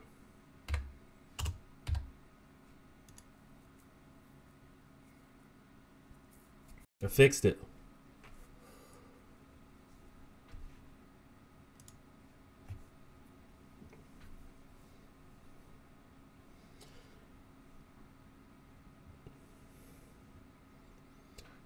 See, I don't want to get into this conversation because it seems clear that you don't even understand what the bill does, because you wouldn't ask that question if you did.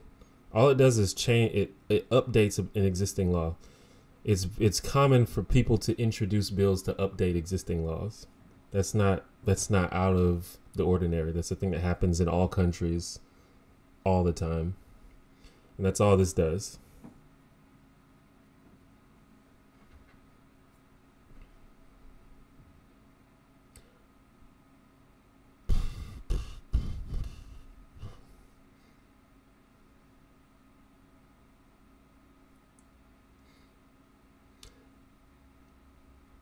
It's like, I don't know. It's like, I don't know. It's not really hard. It's not hard to understand. It's like, hey, don't be shitty to black people. Don't be shitty to women. Don't be shitty to people with disabilities. That was a law. And then C16 came and said, hey, also don't be shitty to trans people, or don't be shitty on the basis of gender identity, basically. And then it gets added. That's all it did. So people talking about mandated speech are literally making stuff up. It's like not even close to true.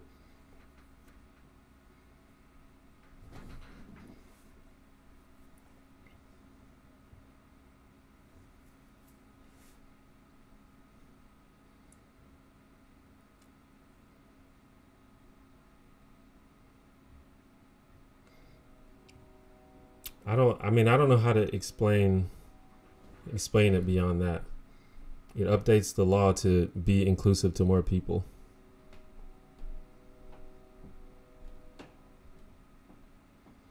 It's pretty easy. I think you are being willfully obtuse, and that's why I'm not really taking this that seriously.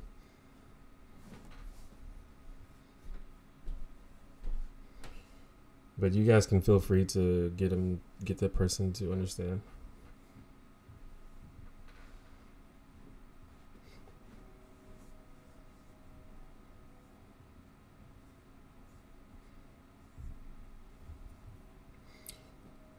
They were not included in the hate speech laws, because if they were, then they wouldn't have needed to add them. Anyway, I'm over that line of conversation.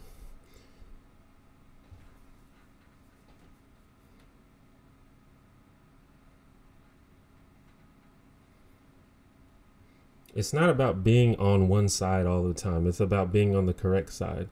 I'm not saying that the same side is always correct. It's not what I said. But if you are going to deny, if you're going to oppose what's correct just for the sake of being, of trying to give both sides a chance, that's not the way to be.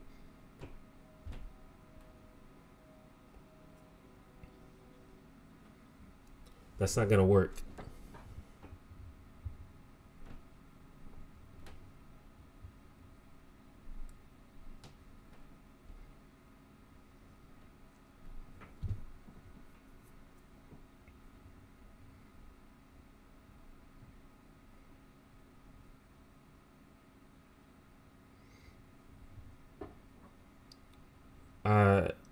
I didn't say the left is always right. I said the left is right more of the time than the right is, and I stand by that. And if you don't think so, just challenge me on it. But there's the right the right's positions are rarely based on facts or data. But I don't think the left is right on everything, and I didn't say that. So you shouldn't accuse me of saying that, because I didn't say it.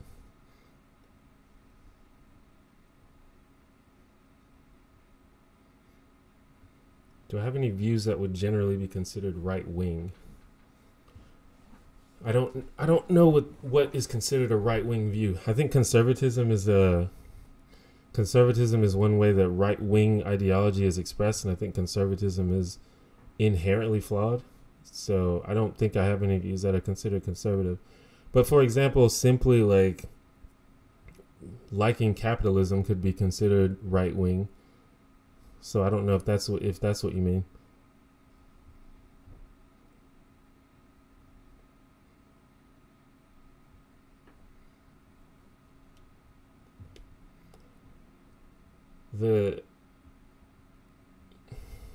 Am I a Christmas person? I like Christmas. I just like holidays in general. I don't particularly care about Christmas specifically.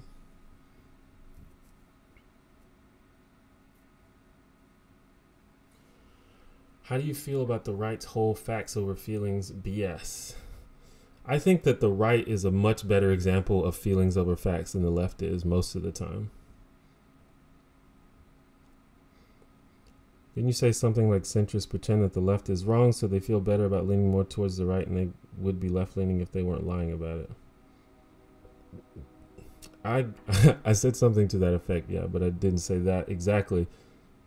I said that since the left is right more often than the right, since the left is right, correct, more often than the right is, centrists have to criticize the left unfairly more often in order to make them seem as bad as the right.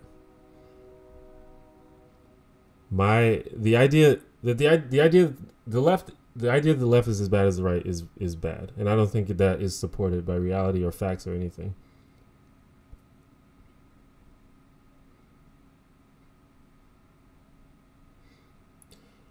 And there's a lot of issues is simply a matter of opinion.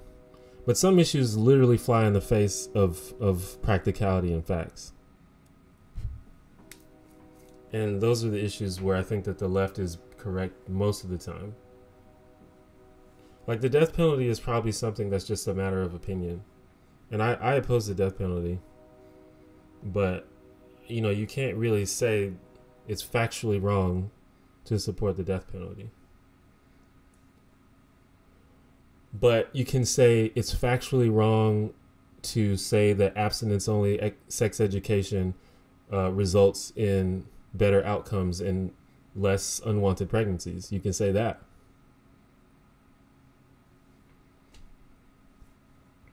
Cameron. A good idea is just what I said. Don't reword what I said. If you have to reword what someone said, you're almost always strawmanning them.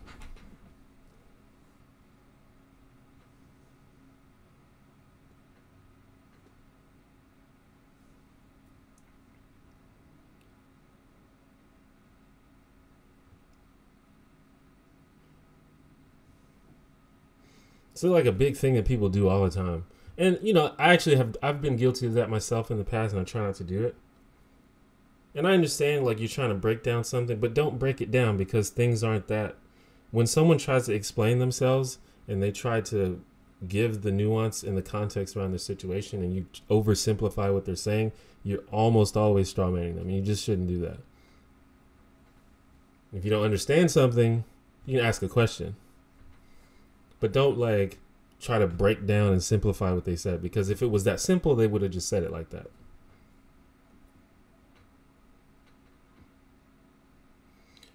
Don't try to read my mind. Just listen to what I said. If you don't believe what I said, that's another thing. Just say, I don't believe you.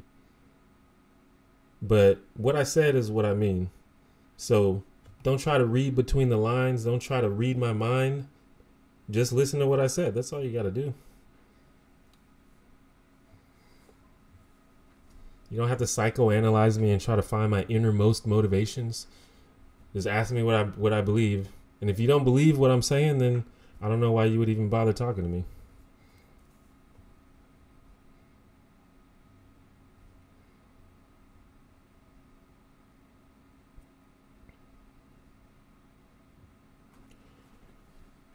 Do you think conservatism links to religion are the sources of its flaws? Not really.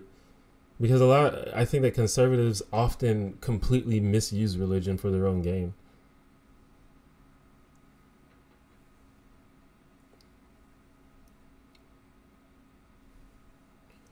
You think the marriage courts are biased against men? I think that I have to recheck the data on that. I feel like the data in the past has supported the idea that marriage courts are biased against men.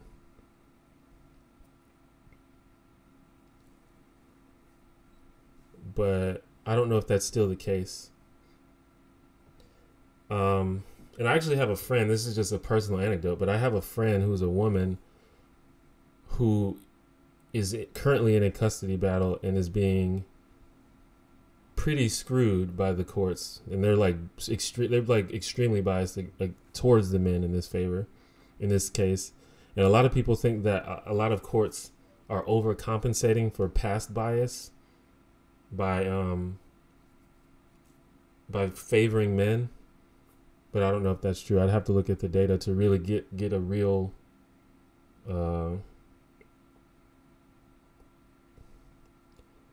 to make it like a informed opinion about that.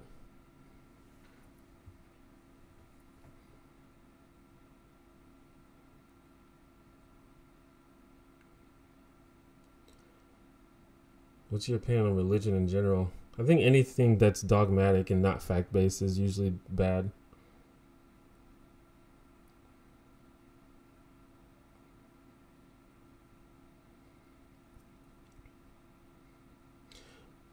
And that, that applies to, people can do that with anything, but religion is specifically bad because it encourages dogma, and it encourages ignoring evidence, and it encourages that sort of thing. And it kind of like places anti-intellectualism as a virtue. And I think it's particularly heinous in that situation. But people are dogmatic and anti-intellectual about everything, like including politics and everything. So it's not specific to religion, but I think religion is an excellent example of it because it like pushes for it.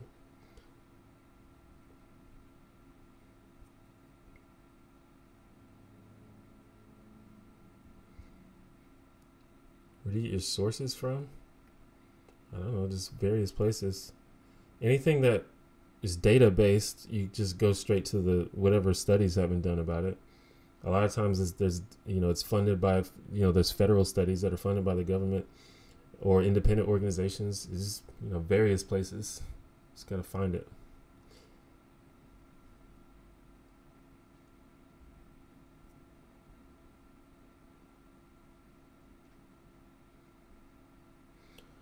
What do you think of our 16-year war in the Middle East? Well, I honestly probably don't know enough about it to really have an informed opinion. I'm generally an anti-war person. I don't like war. And there's reason to believe that we've exacerbated the situation, and we continue to exacerbate the situation. And I don't particularly believe that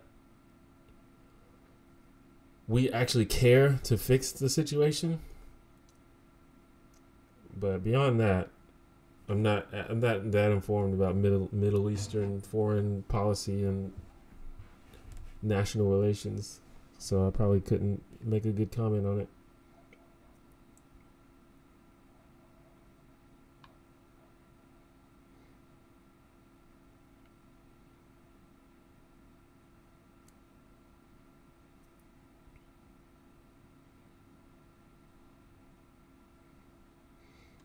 I don't know if I have a favorite president.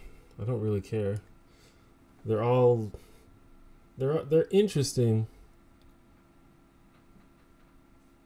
but I don't think any of them are like good.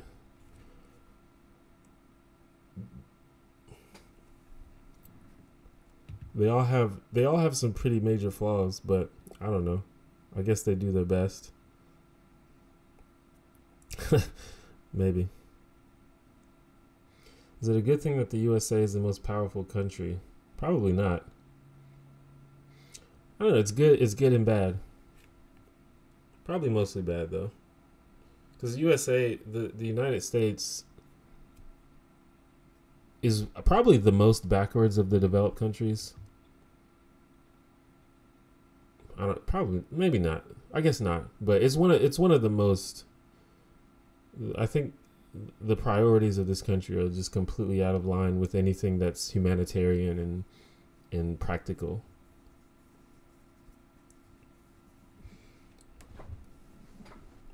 Are there any presidents worse than Trump at this point? Maybe Jackson? I guess, I mean, the most interesting.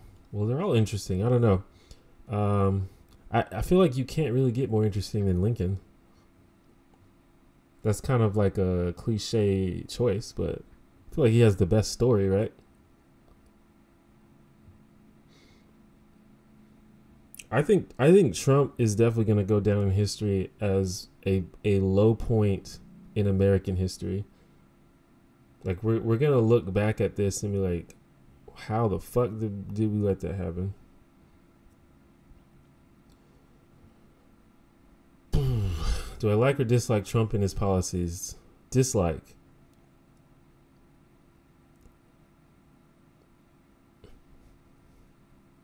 Who would you say is a positive role model for young people today?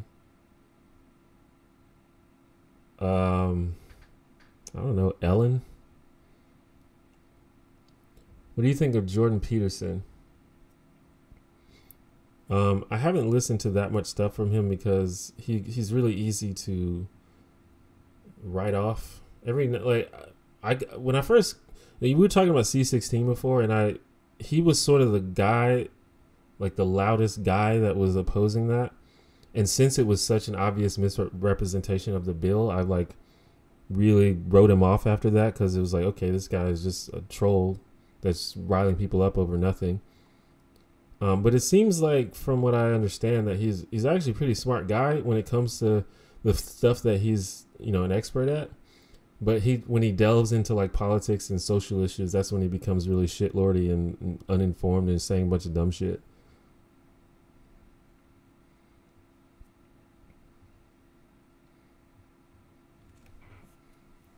Do you think that Trump's presidency will lead to any changes to our democratic system? I don't know. Probably not, dude. We're bad at fixing our problems. We're bad at seeing the problem and seeing what happens when seeing the problem with our system and doing something about it. We are really bad at that as a country. Would you consider yourself patriotic? Not really. I think patriotism is stupid.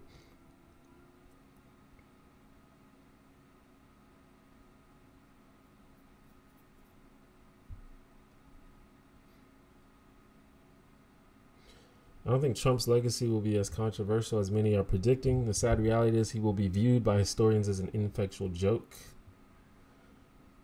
Maybe. I don't know. Maybe in a long time, probably, yeah. But I think in the near future, people will be like, damn, that was bad. Sort of like how we think of the civil rights era now. And how we're like, God, that was bad.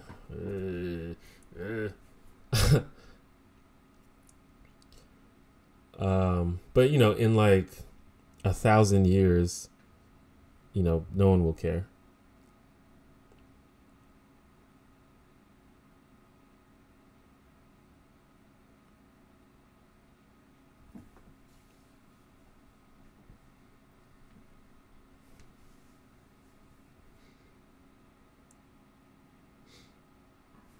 Oh, earlier someone asked about my monitor. I have two monitors. I have one right here, and the other one is over here. And the chat. Well, I have the chat on both monitors, but for some reason I just look at it on this one more. I'm not sure why.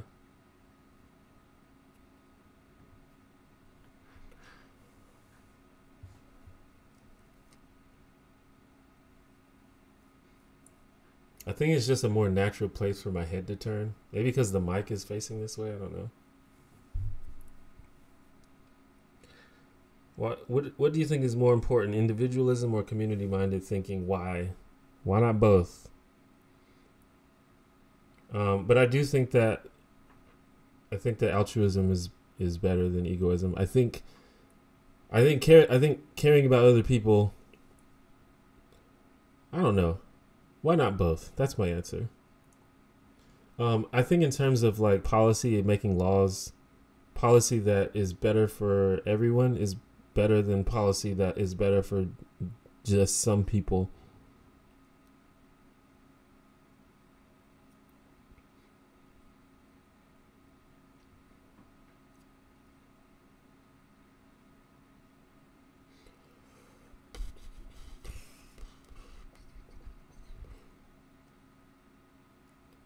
I cannot motivate myself to get out and do stuff. I'm a gregarious and smart person, but I'm increasingly failing to see the point in anything.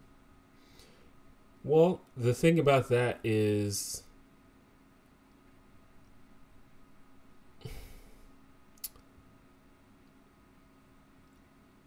it's just like it doesn't work that way really.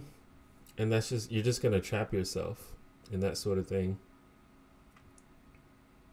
Because the point of doing stuff is doing stuff. So if you need some sort of external reason to do stuff, then you're just never going to do anything, because that's just not how the world works. You just kind of have to go out on a limb and just do stuff. And once you get out there doing stuff, once you start doing stuff, you just, that, you know, then that's when you get the fulfillment just from actually doing it. But if you need that sort of gratification and like validation before you even do it, it's just never going to come, because it's just not how it works.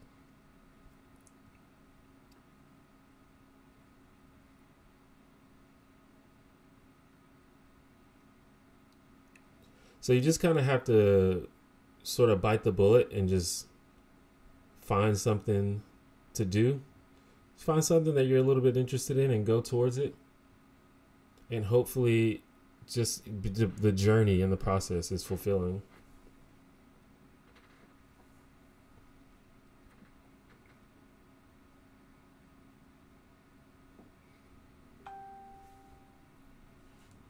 The fuck was that?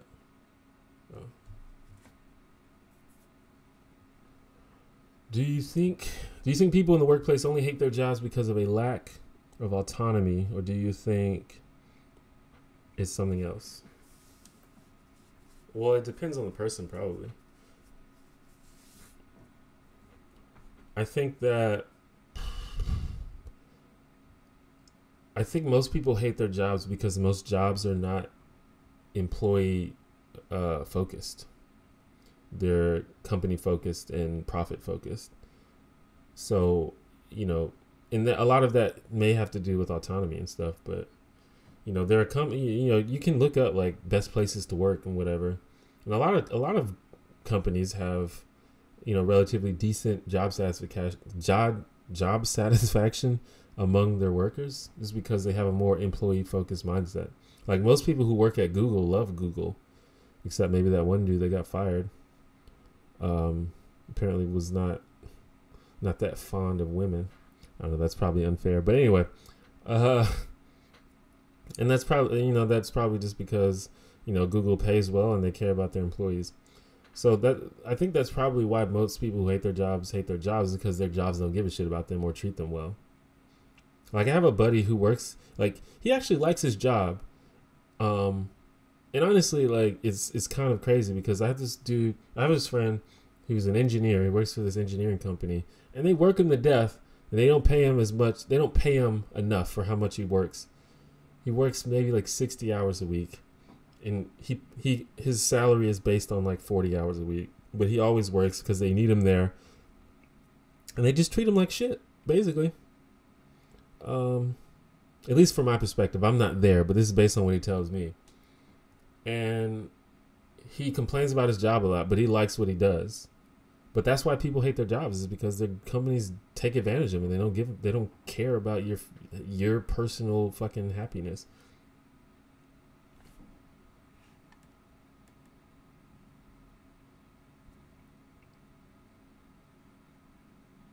Do you think women should be able to breastfeed in public? Yeah, of course.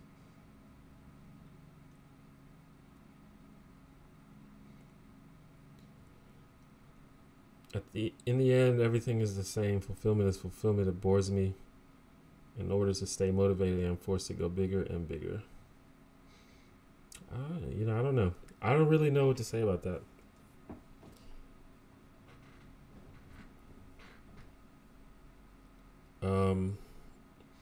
I feel like there's no limit to how big you can go. There's always something more to do.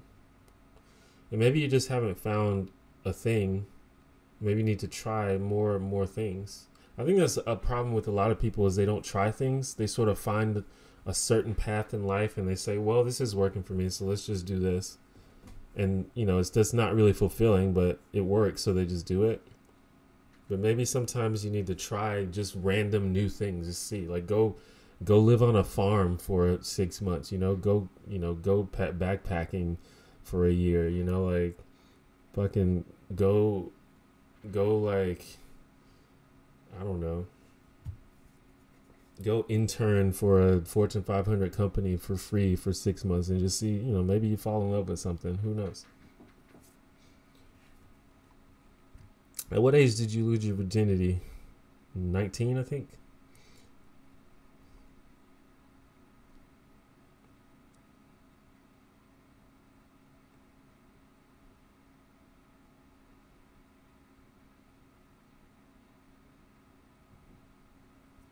At what point do you think we will be on enough of a level playing field that we will be okay with any things like affirmative action?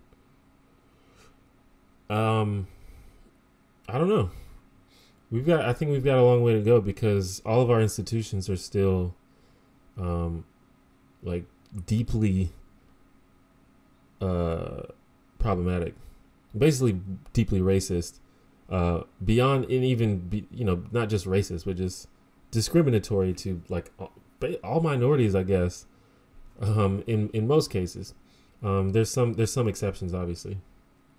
But the thing, there's so many. We have to attack the problem like at the ground level because there's so many different branches. For example, say we end income inequality among races or genders. Say we end that. That won't fix the problem because, for example, there's still inequality in the criminal justice system. So, and that affects overall outcomes in life, So even if, for example, if you get a job, you'll get paid the same for the same work. If your father went to jail for a drug crime, that's going to make it harder for you to even get that job in the first place. So there's just there's a lot of stuff we have to do. I think we're making progress, but it's going to be, we're going to have to work hard. And it doesn't help that there's so many people that are actively resisting, but I think that's always going to be the case. There's always going to be this group of people that wants to reinforce the status quo and is going to push back against any kind of change.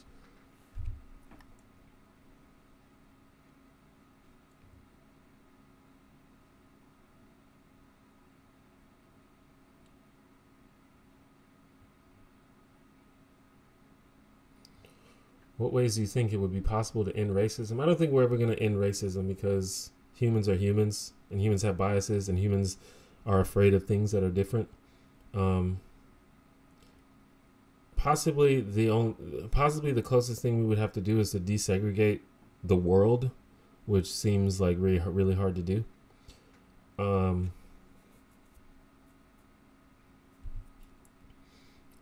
So I think really what we need to focus on is just ending systematic racism, because at the very least your neighbor may hate you because of the color of your skin, but as long as you have the same equality of opportunity, then it's not that big of a deal.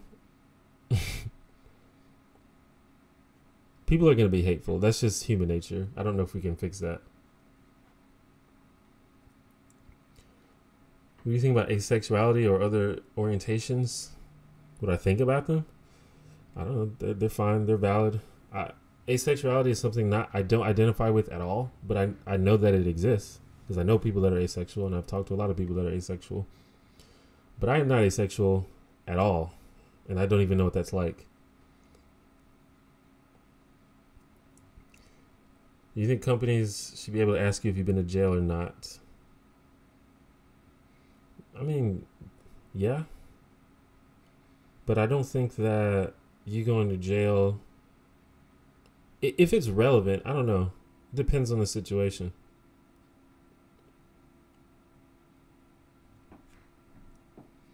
But like, I think it's fair to, for example, I think it's fair to do background checks on people because you may not want certain people working for you, you know? But there's, you know, I think that that will require sort of like a multi-level approach. You know, I don't think there's a simple answer to that. And that, you know, that goes back to even our prison system and our jail system and reforming criminals and stuff. Like most people who go to jail or go to prison and they get out, they aren't reformed. So because of that, I think it's fair for jobs to be wary of people who've been to prison. But the reason they aren't reformed is because we don't make any attempt to reform them, or at least we make a poor attempt to reform them. So maybe if we fix that, then that wouldn't be a problem. I don't know. There's a lot of things to think about. What do you think of martial arts? Do you practice or want to practice any? I respect martial arts. I feel like I'm too old now, though. I kind of wish I would have got into it when I was younger. Maybe I'm not too old, though.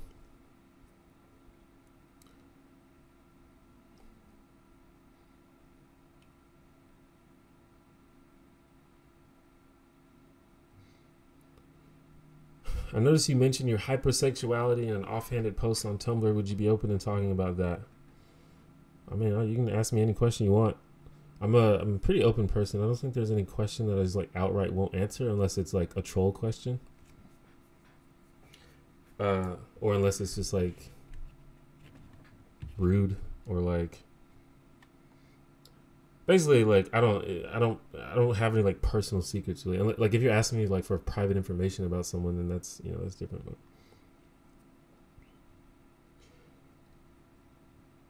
if it's affected you in your relationships, in my case, I have struggled finding partners in the past due to my hypersexuality. Well, as a straight man, I personally kind of what's the word I'm looking for? I don't really express my hypersexuality.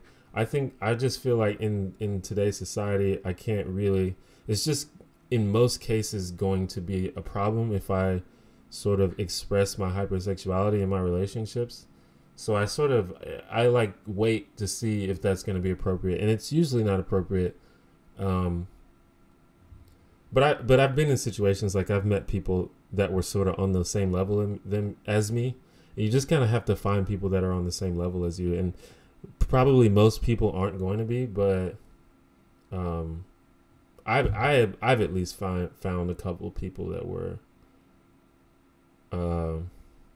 and I think it might be different for men and women. I'm not sure what your situation is, but I think for me, like I can't just sort of like be hypersexual because it's gonna be creepy.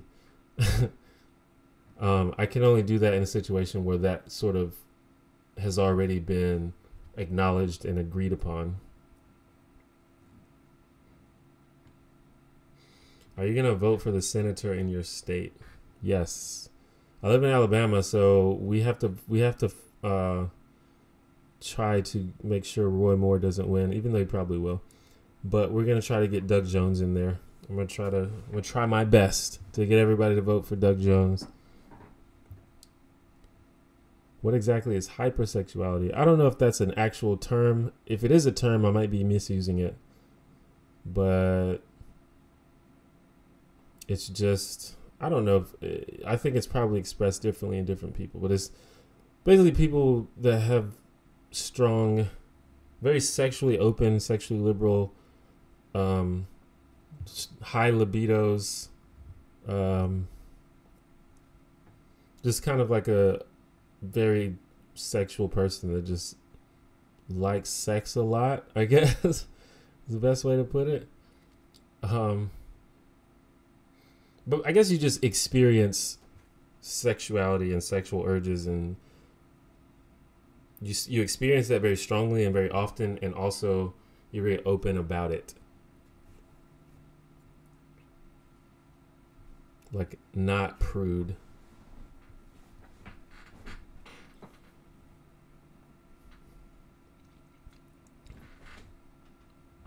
Does affirmative action inherently encourage segregation by separating people into convenient groups in the eyes of the law? I don't think so. I think it does the opposite of that. Making things more diverse is kind of like the opposite of encouraging segregation. Do you think capitalism can last with increasing automation? Obviously not the way that it is. But capitalism can be reformed, and it needs to be reformed. I think a lot of anti-capitalists kind of have this sort of incredulous view about reforming capitalism, and I don't really share that view. They kind of say like, oh, capitalism is gonna be bad no matter what, can't be fixed, let's shut the whole thing down. I don't really feel that way. I feel like it can and should be reformed, and I also feel like that's much more practical than just shutting the whole thing down and replacing it with something else. But obviously, we're going to get to a point where automation is a problem. We should be thinking about this now, but we're not, and it's going to happen, and it's going to be too late, and it's going to be a crisis, and we're going to have to figure out a way to deal with it. And hopefully, we have better people in power when that happens. Because for example, if that happened now, we will be screwed, because the conservatives in power would probably argue in favor of letting people not have any money or jobs. They would find some way to give all the money to the rich people and say, let them handle it. Don't worry about the poor people.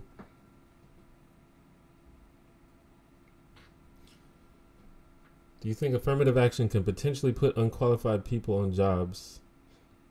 Yeah, if it's misused, I guess. Anything can be misused or done wrong. But that's not the point of it.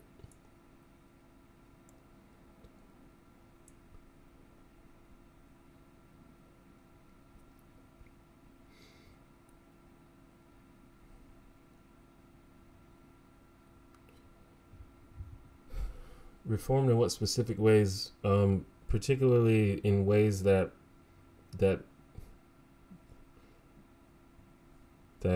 combat poverty, I guess, or eliminate poverty in a way where it's like basically capitalism with no poverty. So imagine if you had a form of capitalism with markets and private property and private control of the means of production, but you had a caveat in there that was like, poverty is not allowed. So whatever we do, there can't be poverty. So what would you have to do to make that happen? That's the kind of capitalism that I think we should work towards, because I believe in, the basic ideas of markets and competition and private property and private control of production, things like that. But I don't think that necessitates poverty. Obviously, there's going to be income inequality, but I don't necessarily oppose income inequality if there's no poverty.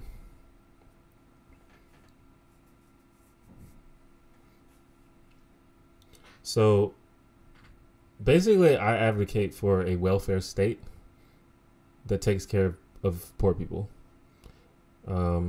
Basically eliminates poor people. So maybe that's not capitalism, but it's definitely not fucking communism. I think that some people think that you can't, and basically, and rich people won't be as rich as they are. I don't think it's possible it's probably not possible for there to be multi-billionaires in a welfare state. But that's fine. There will be a lot of rich people, a lot of opportunity to be rich. You're just not going to be able to keep all of that money.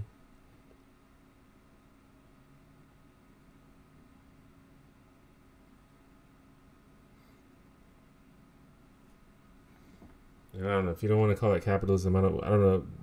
People have said that that's what a social democrat is. I don't fucking know, but I think that's a reform of capitalism, because it's the same thing, except basically rich people have less money.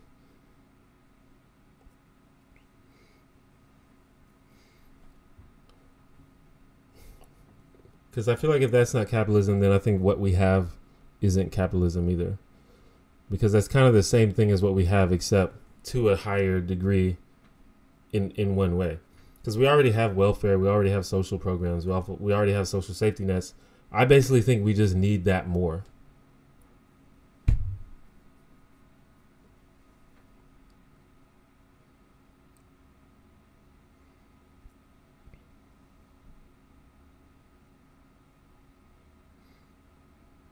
And obviously it's more complicated than that, but that's like the basic idea.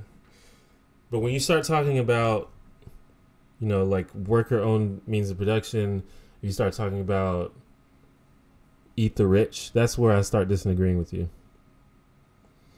Yeah, that's why I still call it capitalism, because I agree with private owners of the means of production. I'm fine with that. So that I feel like if that's what's happening, then it's still capitalism. It's just a reformed version of it.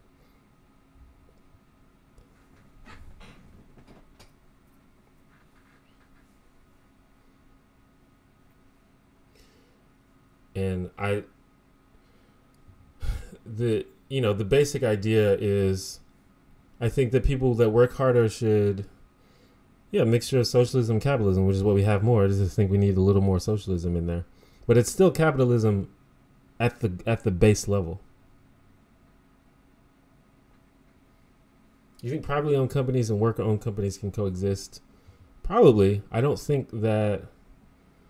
It seems like it would be harder for a worker owned company to compete, but maybe. I would love to see that. You could do that now.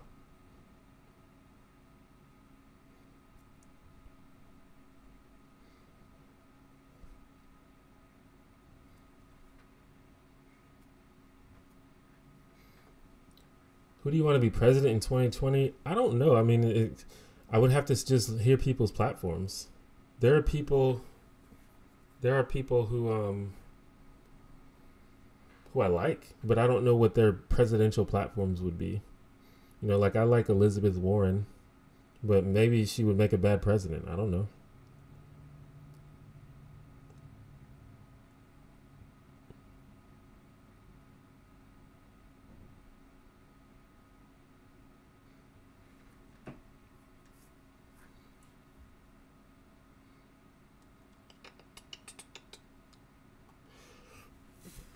I think the main, or not the main, but the problem with capitalism that would be really difficult to fix, if not impossible to fix, is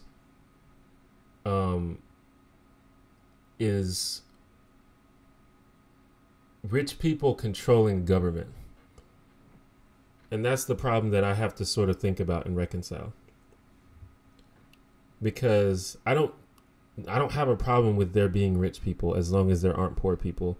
And I don't think that rich people necessitates poor people if there are social safety nets to a sufficient degree.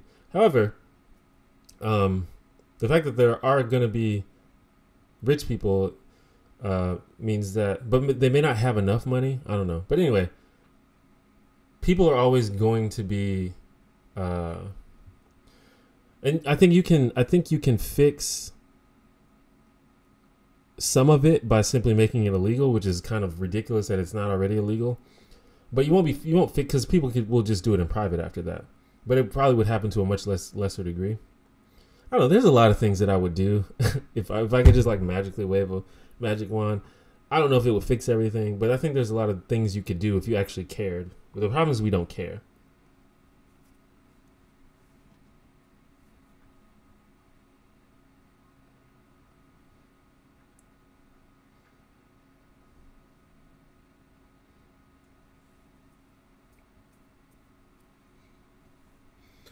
Like lobbying should be illegal, for sure. Do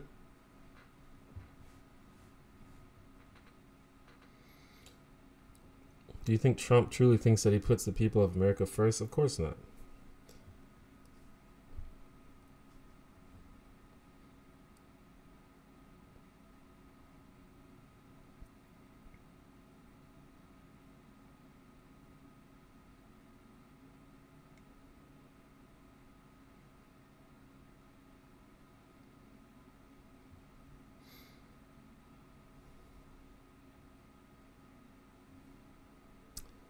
Well, I think it's pretty obvious that that is not the type of lobbying that I'm talking about.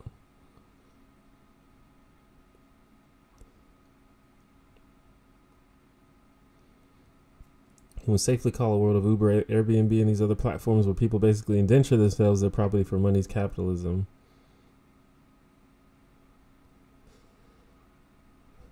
I don't know. There's like a host of problems with those things, and that's why I think that we need governments. That's why I'm not a libertarian, because we need governments to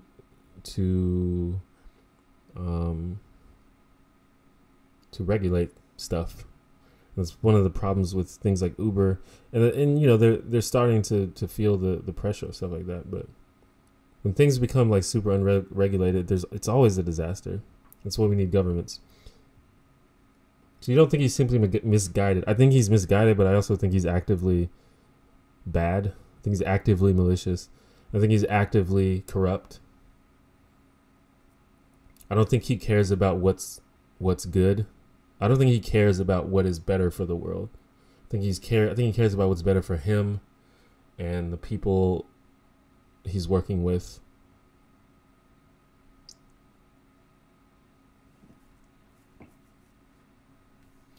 I'm sorry.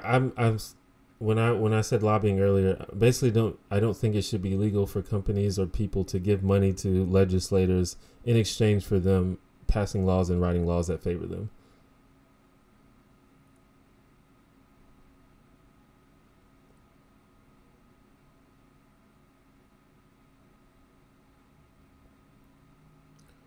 If you were going to move to another country, what would that be? I don't know. I'd have to do more research. Probably any country would be good. Any other developed country would probably be better. I'm not sure though. Maybe Norway. Do they like black people in Norway? How do you think the American healthcare system could become better? By making it not for profit? That would fix a lot of stuff. Within capitalism, there's a problem with accountability between CEOs and employees. I suppose. I think that that's something that can be addressed even like within the company itself, but it can also be addressed at a government level. But I mean, I guess you'd have to be a little more specific to each individual problem.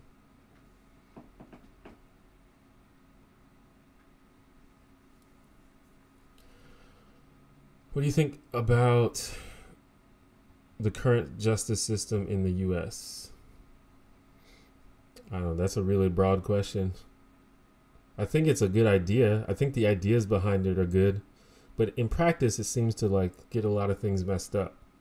And if you look at the data, there's a lot of problems. Like on a like aggregate data level, the justice system is actively discriminatory towards black people and men.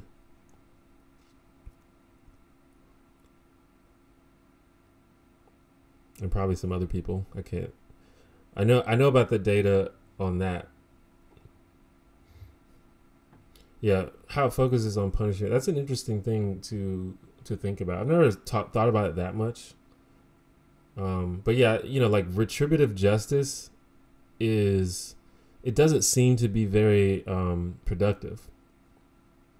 But I guess the idea behind punishment is that it's a deterrent for crime.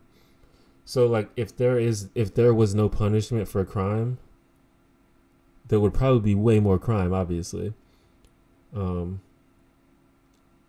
But maybe we could do it better. Maybe society would be better if we focused on rehabilitation rather than punishment. I think you could make an argument for that.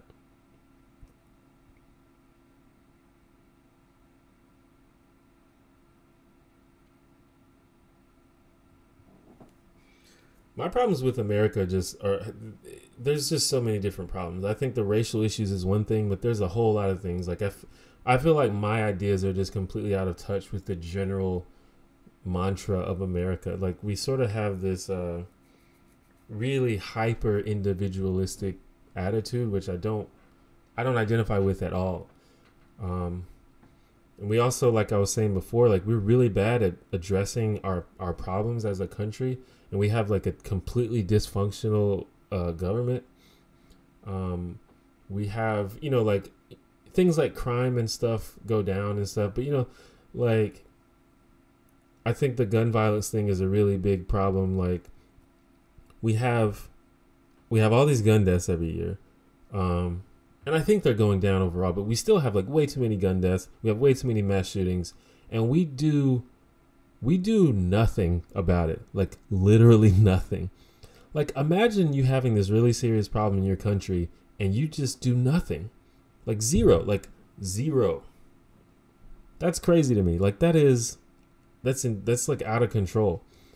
So it's like you get to the point where it's like, is it even, you know, like, because I want to have a family one day. Is it even responsible for me to raise a family in this country? A country that makes no attempt to fix its problems.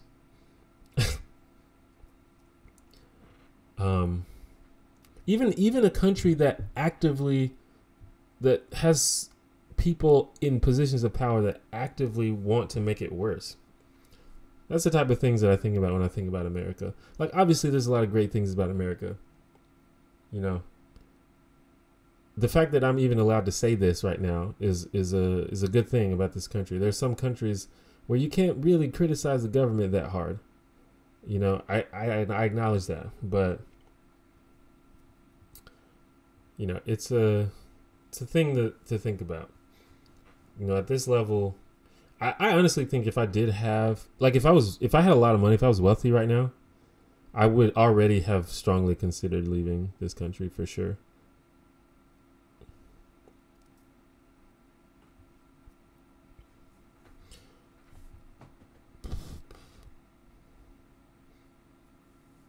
I don't think giving people miserable lives is ever productive, no matter the crime. I guess it's not productive for them for sure. But it might have the, you know, secondhand effect of deterring another person from doing that crime. And I think that's the point, but that may not be the most efficient way to solve that problem. How do you feel about polyamory? I don't know. It's obviously legit. I've never been in a position to even try polyamory, but I've often considered that I might be polyamorous. I'm not sure though. I'd have to be in a situation like that. But for example, I've dated polyamorous people before, and I know several polyamorous people.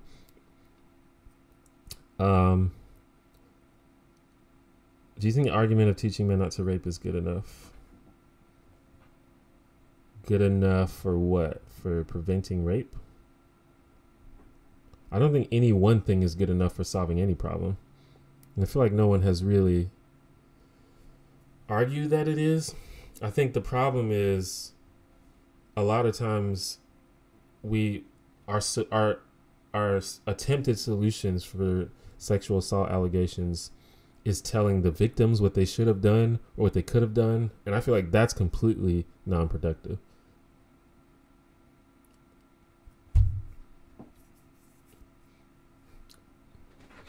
Like when there's no focus on education for people in terms of like consent and sexual assault and sexual harassment and stuff, that's when there's a problem. I think that's what people say is we need to focus on, we need to do that more.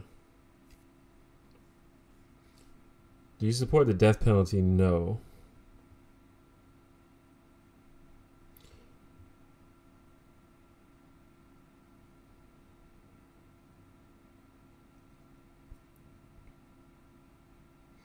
It's kind of sad that what I often hear from Americans is that USA is great because they have the same freedom of speech as virtually every other developed country. Yeah, it's true that other countries have freedom of speech, but I think the freedom of speech laws in America are much more. I think speech is freer in America than probably any other country, which some people don't think is a good thing. But I support it. Giving victims power is very important for victims to recover. Yeah, I think there's a way to do it though. When you are essentially blaming a victim for their own attack, that's not giving them power, and that's what I'm talking about. When you tell a victim what they should have done, like if you would have done this and maybe you wouldn't have gotten raped, that's not giving them power. Oh, did I win? Y'all like my ringtone?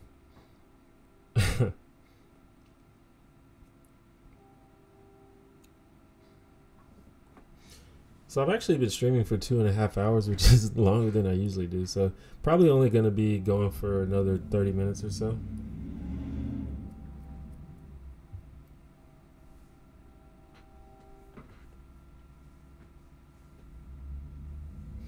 I feel like we've had a very lively discussion this time, or at least I feel like I talked a lot.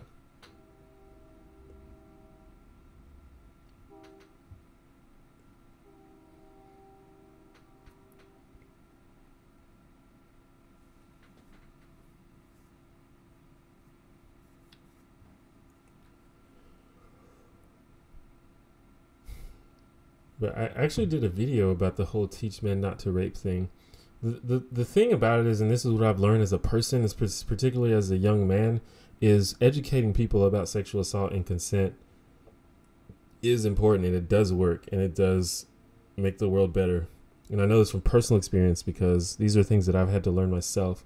Especially, like, consent is a very big one, because when I was growing up, no one talked about consent. We didn't know anything about consent.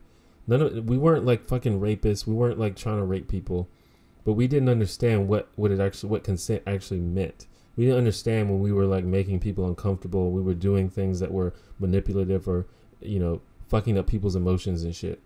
That's not a thing. There's this idea that, everyone already knows what rape is and what sexual assault is. You don't have to teach them, but it's not true. It's just literally not true. And I know this from personal experience. And from hearing stories and learning about consent, I learned a lot, and I had to learn it myself. So I know that it's useful, and I know that it helps. So, to say that it's not necessary is just wrong. I don't think there's anything wrong with like general safety tips that apply to anybody. But a lot of times these general safety tips are things like, hey, don't get into a stranger's car at night. It's like, okay. Do you really think that adults need to be told that? Like, for real? Maybe you do think that. Maybe, like, do you think if you told someone that, we're like, oh man, really? I didn't think about that.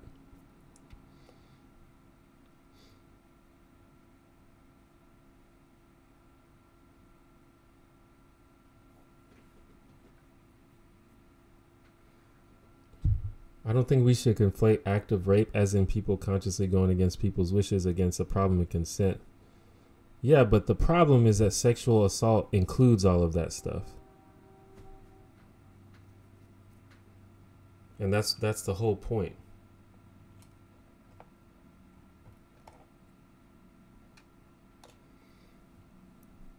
That's not going to make the women who was harassed or assaulted feel any better if they realize, oh, I didn't consciously go against your wishes.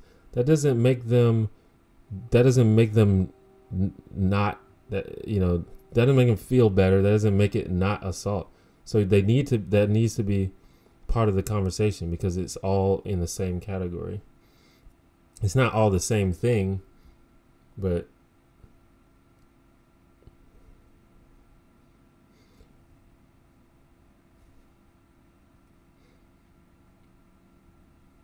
and there's different degrees, obviously, but it definitely should be in the conversation. And this is the problem. People only think of sexual assault or rape as like Ted Bundy style, going, stalking women and violently raping them. But that's not the only thing that counts as sexual assault. That's not the only thing that is ruining women's lives or people's lives. That's not the only thing that we should talk about.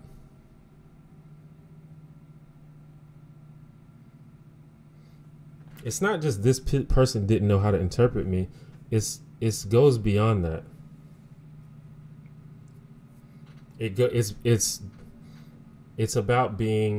about lacking compassion and not giving a shit about someone else's agency. It's not just, oh, I was confused.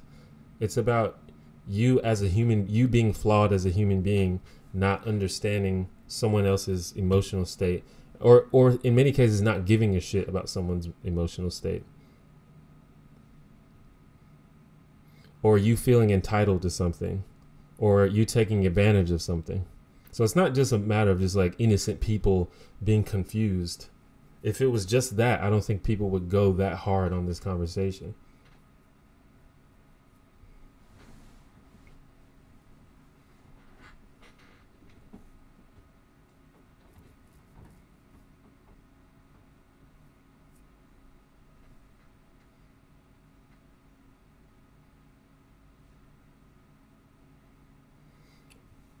Well, there's not necessarily, I don't think everyone talks about this in the most productive way, but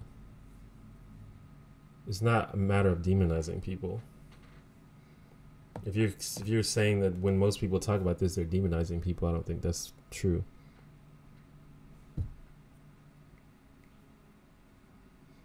But you should be criticized and you should be called out because it's shitty. You should treat people with compassion. And if you fail to treat someone with compassion, or if you fail to treat someone like a human being, you should be called out for that because you're being a shitty person.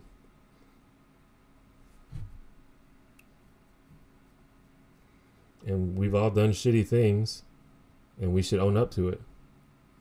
And we need to stop being so defensive about stuff. Just learn from it. This is a problem with all of these social justice conversations. People are so unwilling to just shut the fuck up and listen for like 5 seconds. Just stop. We need to stop being so defensive when we get called out on stuff. Just listen, even if they're not being as friendly about it as you'd like them to be, just listen, try to learn something.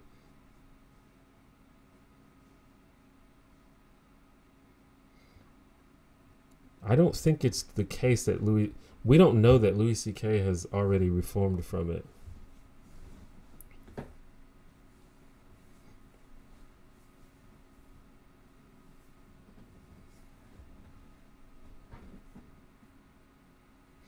The problem, the thing about it is these stories have been going on for years, and he sort of brushed them off and denied it.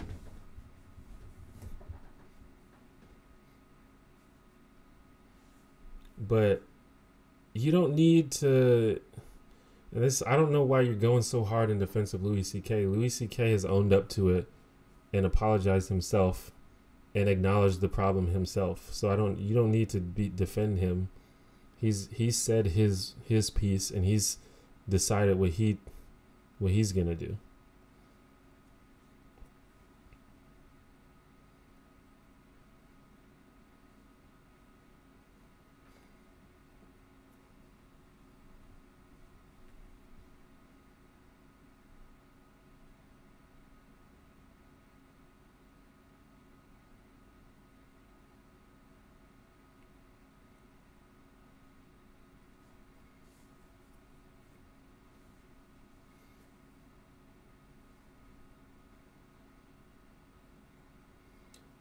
Like defending people who have sexually harassed women is not an efficient way to tackle this problem right now.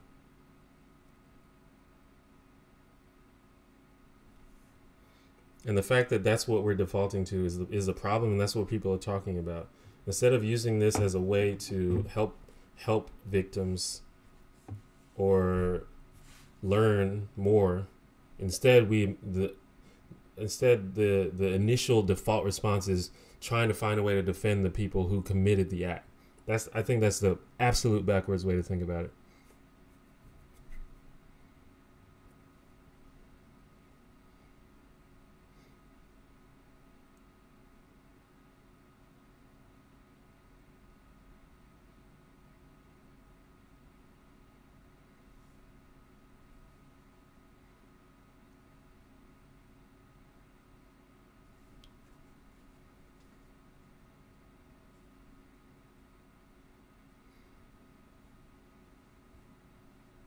I think I would disagree that it doesn't lead to anything productive. Right now, we're having a huge moment in terms of education and action being done about sexual harassment. I think that this has been actually really good for the overall fight against sexual harassment. So it's like kind of objectively false that it doesn't lead to anything productive.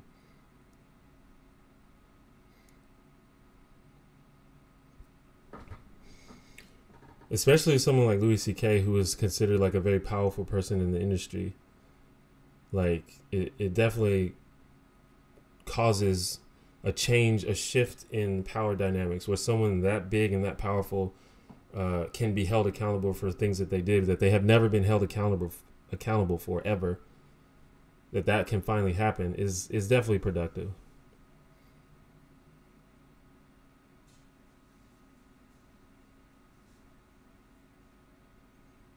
Yeah, I don't think his career is over either. He'll probably be back in like 2 years, if not sooner.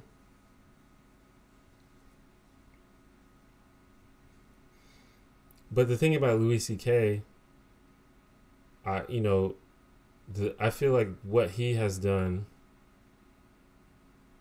is on a different level than what other people have done, and it just depends on if he's actually reformed. Like, we don't know that he's reformed. We don't even know. He might have a problem that can't. He's just too deep into it and might need like therapy and shit.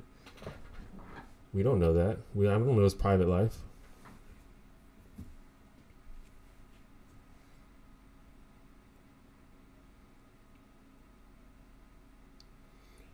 What do I think about Al Franken? I don't have to ask a more specific question than that.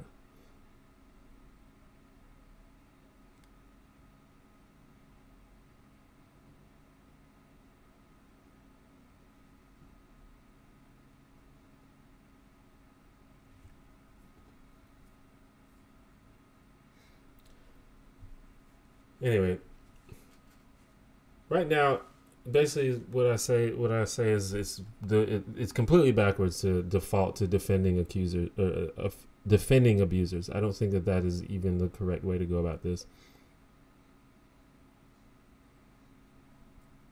I don't think that those are the people that we need to be sympathetic to right now.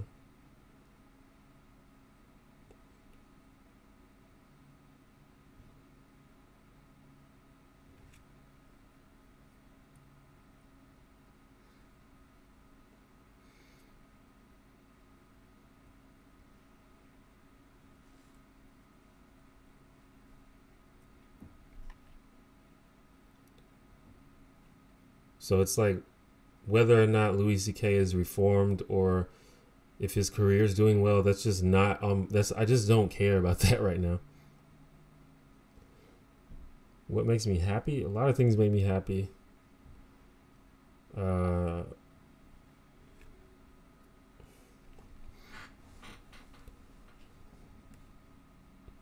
don't know. The sunshine makes me happy. Watching football on TV makes me happy. Ice cream makes me happy. Eating food in general makes me happy. Making videos makes me happy.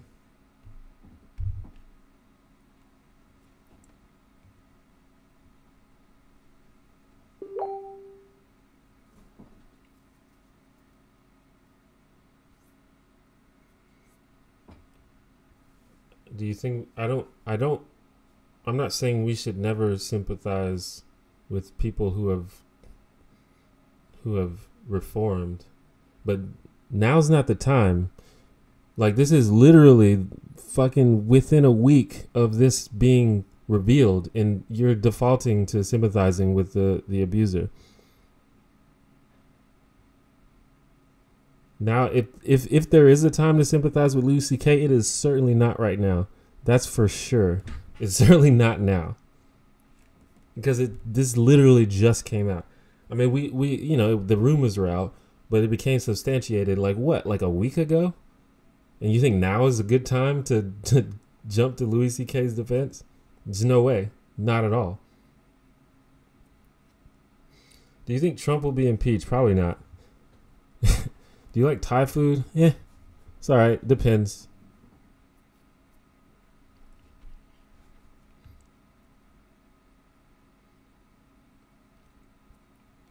I like Chinese food, but I guess that's different. Favorite kind of dog? I don't know. I don't know a whole lot about dogs. I'm not a big animal person, to be honest. I mean, dogs are cool. I like smaller dogs. I like the like small, like adorable dogs. I don't really like the big dogs.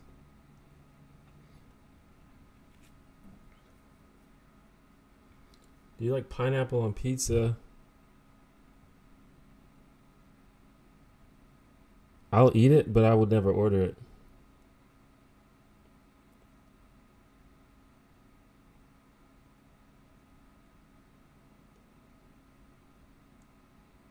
It's definitely not my preferred topping.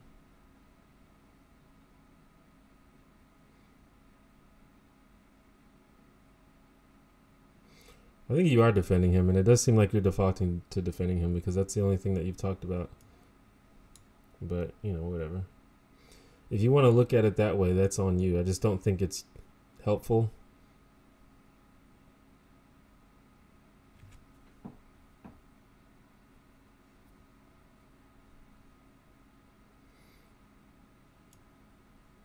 And if the reason that you decide to do this is because you have a personal bias against the situation because of your own situation, then maybe you're not the most objective viewer in this case then. That's the world we live in. We live in a world where people have to deal with sexual harassment and sexual assault every day. And in a world like that, I'm just not that worried about the abusers. I'm not that worried about them because we've got a lot of other people to worry about that I think their concerns come first.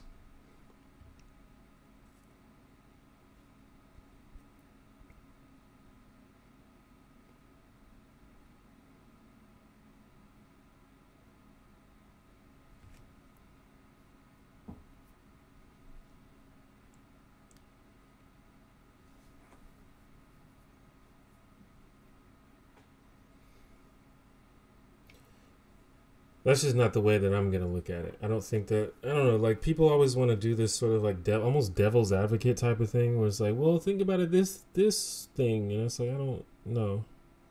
Let's help the people that need to be helped. Louis C.K. is fine.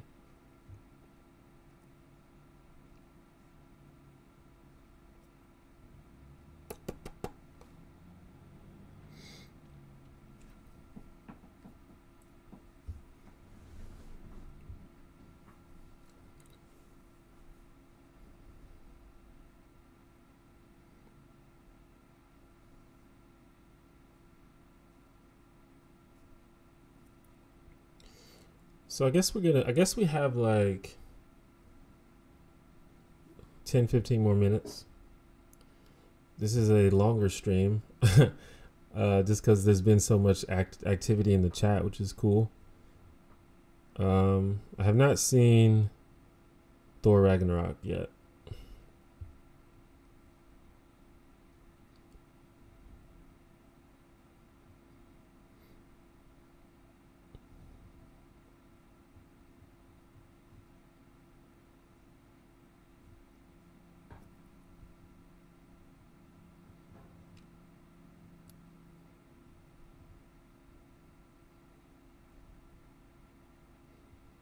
I heard it was pretty good.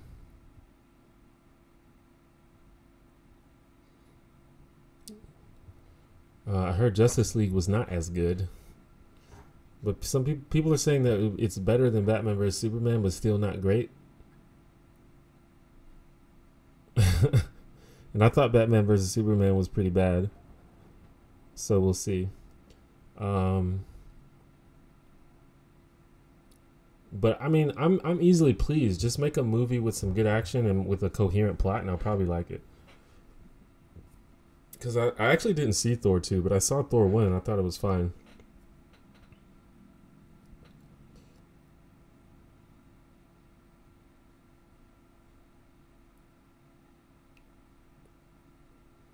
I liked Wonder Woman.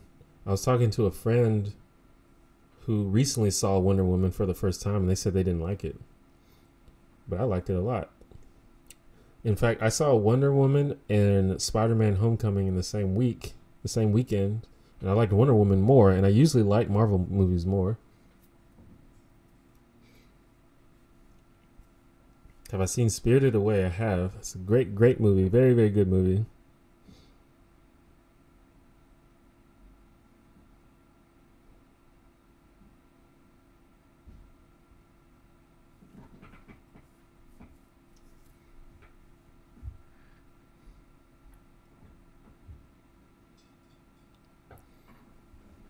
Oh, Lex Luthor's... Man, and the thing about Batman vs. Superman was like... It could have been good. The performances were great. I like Affleck as Batman. I like... I like fucking Jesse... What's his name? Eisenberg. His performance was great. His character's motivation was incoherent. It made no sense.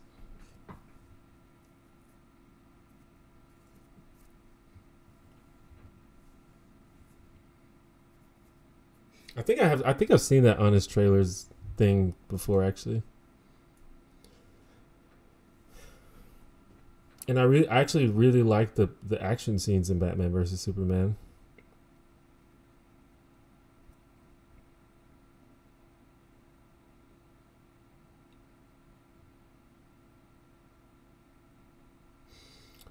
I think Wonder Woman, it was just like, we're gonna just take it easy, just write a regular ass story, make it connect and make sense, and just like I will admit the ending, like the third act of Wonder Woman, kind of was all over the place. And I mean, this is kind of spoilers, but they kind of added like kind of a random sort of love story in there that wasn't really developed that well. But other than that, it's like it makes sense. The movie makes sense, and it concludes, and it's fine.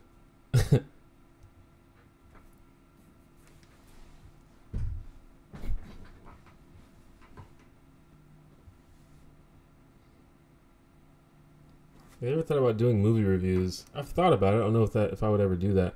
I may do like more like not necessarily reviews, but sort of reactions on my second channel. Like, so actually like film myself actually watching the thing. I don't know if anybody would care about my movie reviews though. Maybe.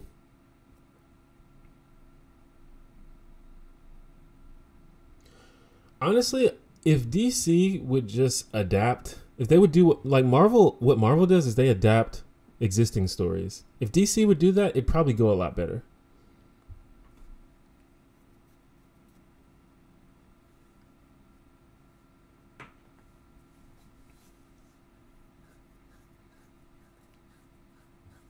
But, I'm going to watch all of them because that's just what I do. So I think they just rely on people like me who are going to watch them even though they're like not sure they're going to be good.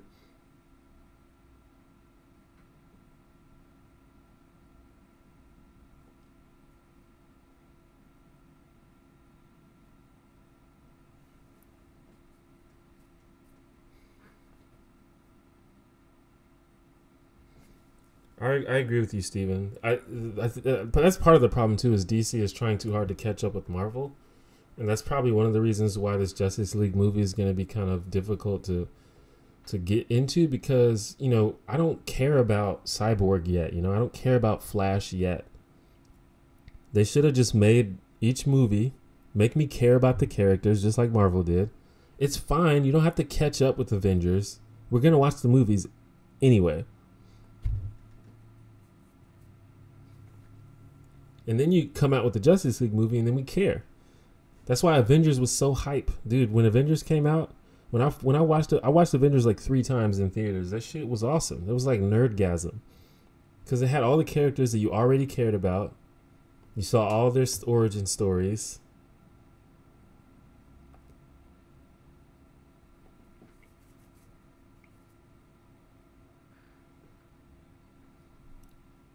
Asking for consent does not ruin the mood. I know this from experience. I've done that many times. It doesn't ruin the mood ever.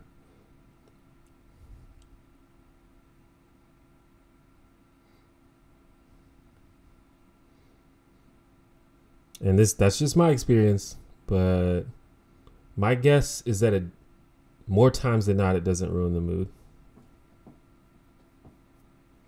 I've asked girls if I could kiss them so many times. There are probably people that are weirded out by that, but most of the time it doesn't ruin the mood.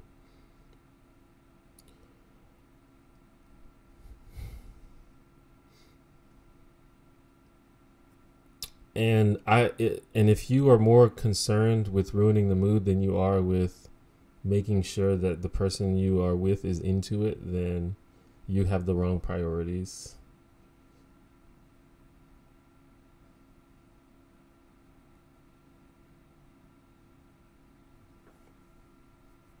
I actually made a video about that. It's called "It's Okay If You Don't Get Laid." Because it's okay. If the mood is ruined, that it's fine. Who cares? At least you know that you didn't fucking emotionally harm another human being. But it doesn't ruin the mood. I don't know. I don't know you guys' sexual history, but let me tell you, it doesn't ruin the mood. It just really doesn't.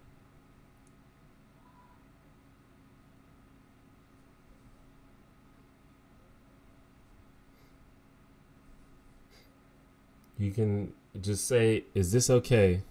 Are you comfortable?" Even like I've even literally used the phrase, "Do you want to have sex?" And if they say yes or no, it's fine.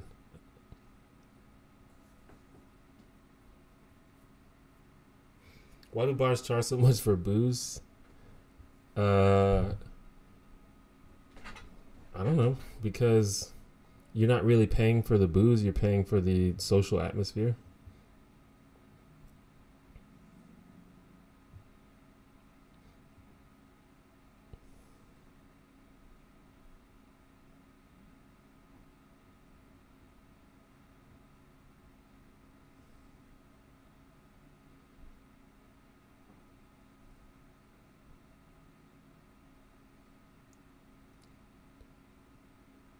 Okay, 5 minutes, guys. If you have any like final questions or final comments, appreciate you guys for coming to watch my stream today. Hopefully we get back on the regular schedule starting next week. Sunday around 2 to 3 p.m. Central Time. You can use a fucking online calculator to find out what time that is in your time zone.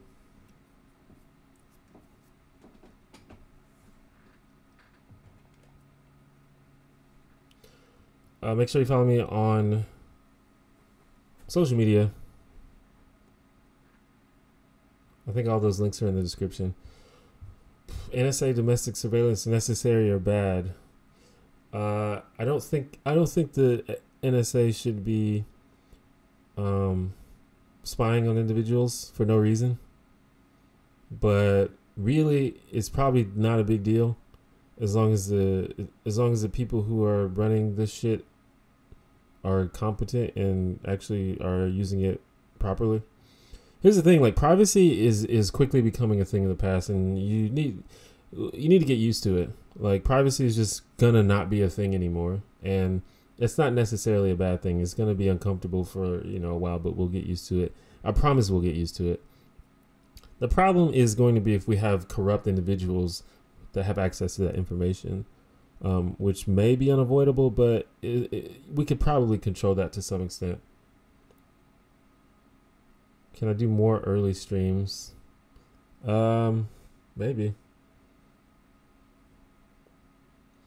The problem is if I do it too early, then it's bad because I want the European viewers to watch. Maybe I'll do it at 1 instead of 2. But the thing is, like midday is often bad, I think.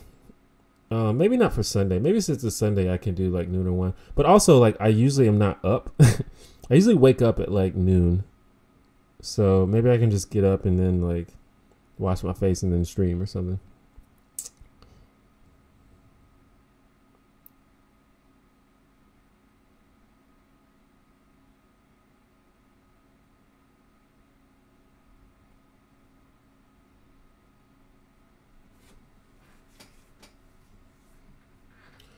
I really think the consent thing is not that difficult, and it's hard to imagine that people who have, you know, like been in this experience, and I'm not trying to like shame people who don't like have a lot of sex, but it's really not that hard. It's not that complicated. People are not that weird about it. You know, most of the time you don't always have to do verbal consent. Like if someone is like kissing on you and touching you, you probably have consent. But if there's any doubt whatsoever, all you have to do is ask and it's fine. You say, is this okay? And they say, yeah. They say, no, it's fine. Sometimes you say, is this okay? And they say, no. And they just mean that particular thing isn't okay, but that doesn't mean something else is okay. I really don't think it's that complicated.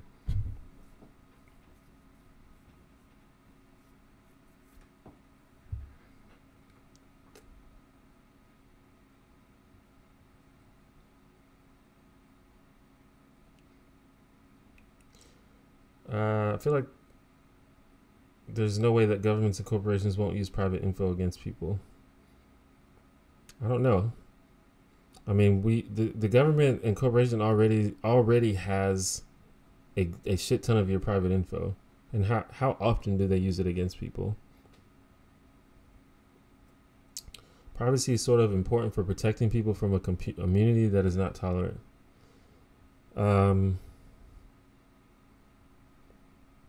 Well, we'll have to deal with that because I think privacy is definitely going away.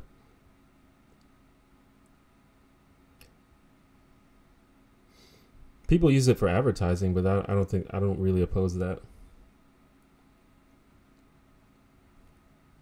It's kind of creepy, but I don't think it's immoral or bad. In fact, in many ways, it's useful. Like I'm happy when things that I want are advertised to me. And if they get better at advertising to me things that I want, then I'm cool with that.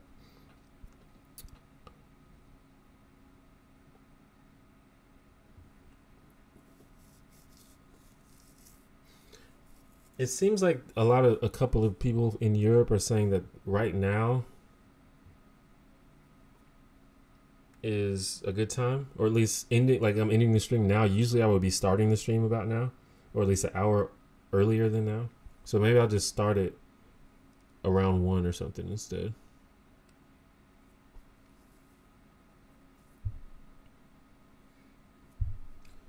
Various forms of surveillance is a huge part of policing and incarcerating people. I mean, I guess that's a problem if people are being policed or being incarcerated for things that they didn't do. But I mean, if you're committing crimes, then you should be incarcerated or you should be policed.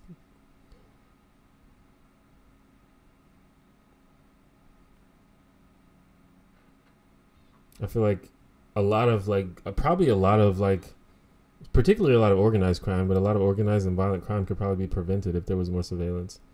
But I don't know. There's going to be problems, obviously. I think it's a mistake to claim that it's going to be all good, but it's also a mistake to claim that it's going to be all bad either.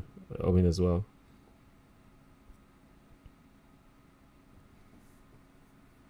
Anyway, thank you guys for joining the stream. I think that we had some good conversations today. There was, I know I kind of argued with a couple of you there. I don't know if you're still here, but it's all love. It's okay to disagree. Should have a video coming up hopefully tomorrow. I worked on a video and I'm working with a sponsor, which is cool, but I have to wait for them to approve the video. So, we'll see if they do that. Maybe they hate the video and they won't let me release it. But if they do, it should be out tomorrow. Other than that, there's gonna be videos every week. I'm doing pretty good at releasing videos. Follow me on social media. Follow me on Twitter. If you have Twitter, follow me on Twitter, please. Trying to make sure I cover everything. Also, if you want to support the stream on a long-term basis, please consider becoming a patron on Patreon. Patreon.com/1janitor. That link is also in the description, and it's on the screen. Actually, I forgot about that. These streams, like sometimes I get super chats, but the streams themselves don't generate income. So it's just kind of a cool thing that I do to engage you, which is good. You know, I like doing it, but it's also good for my career. But if you want to actually directly support, that's a good way to do it. Anyway, I'll see you guys next week. Okay, bye.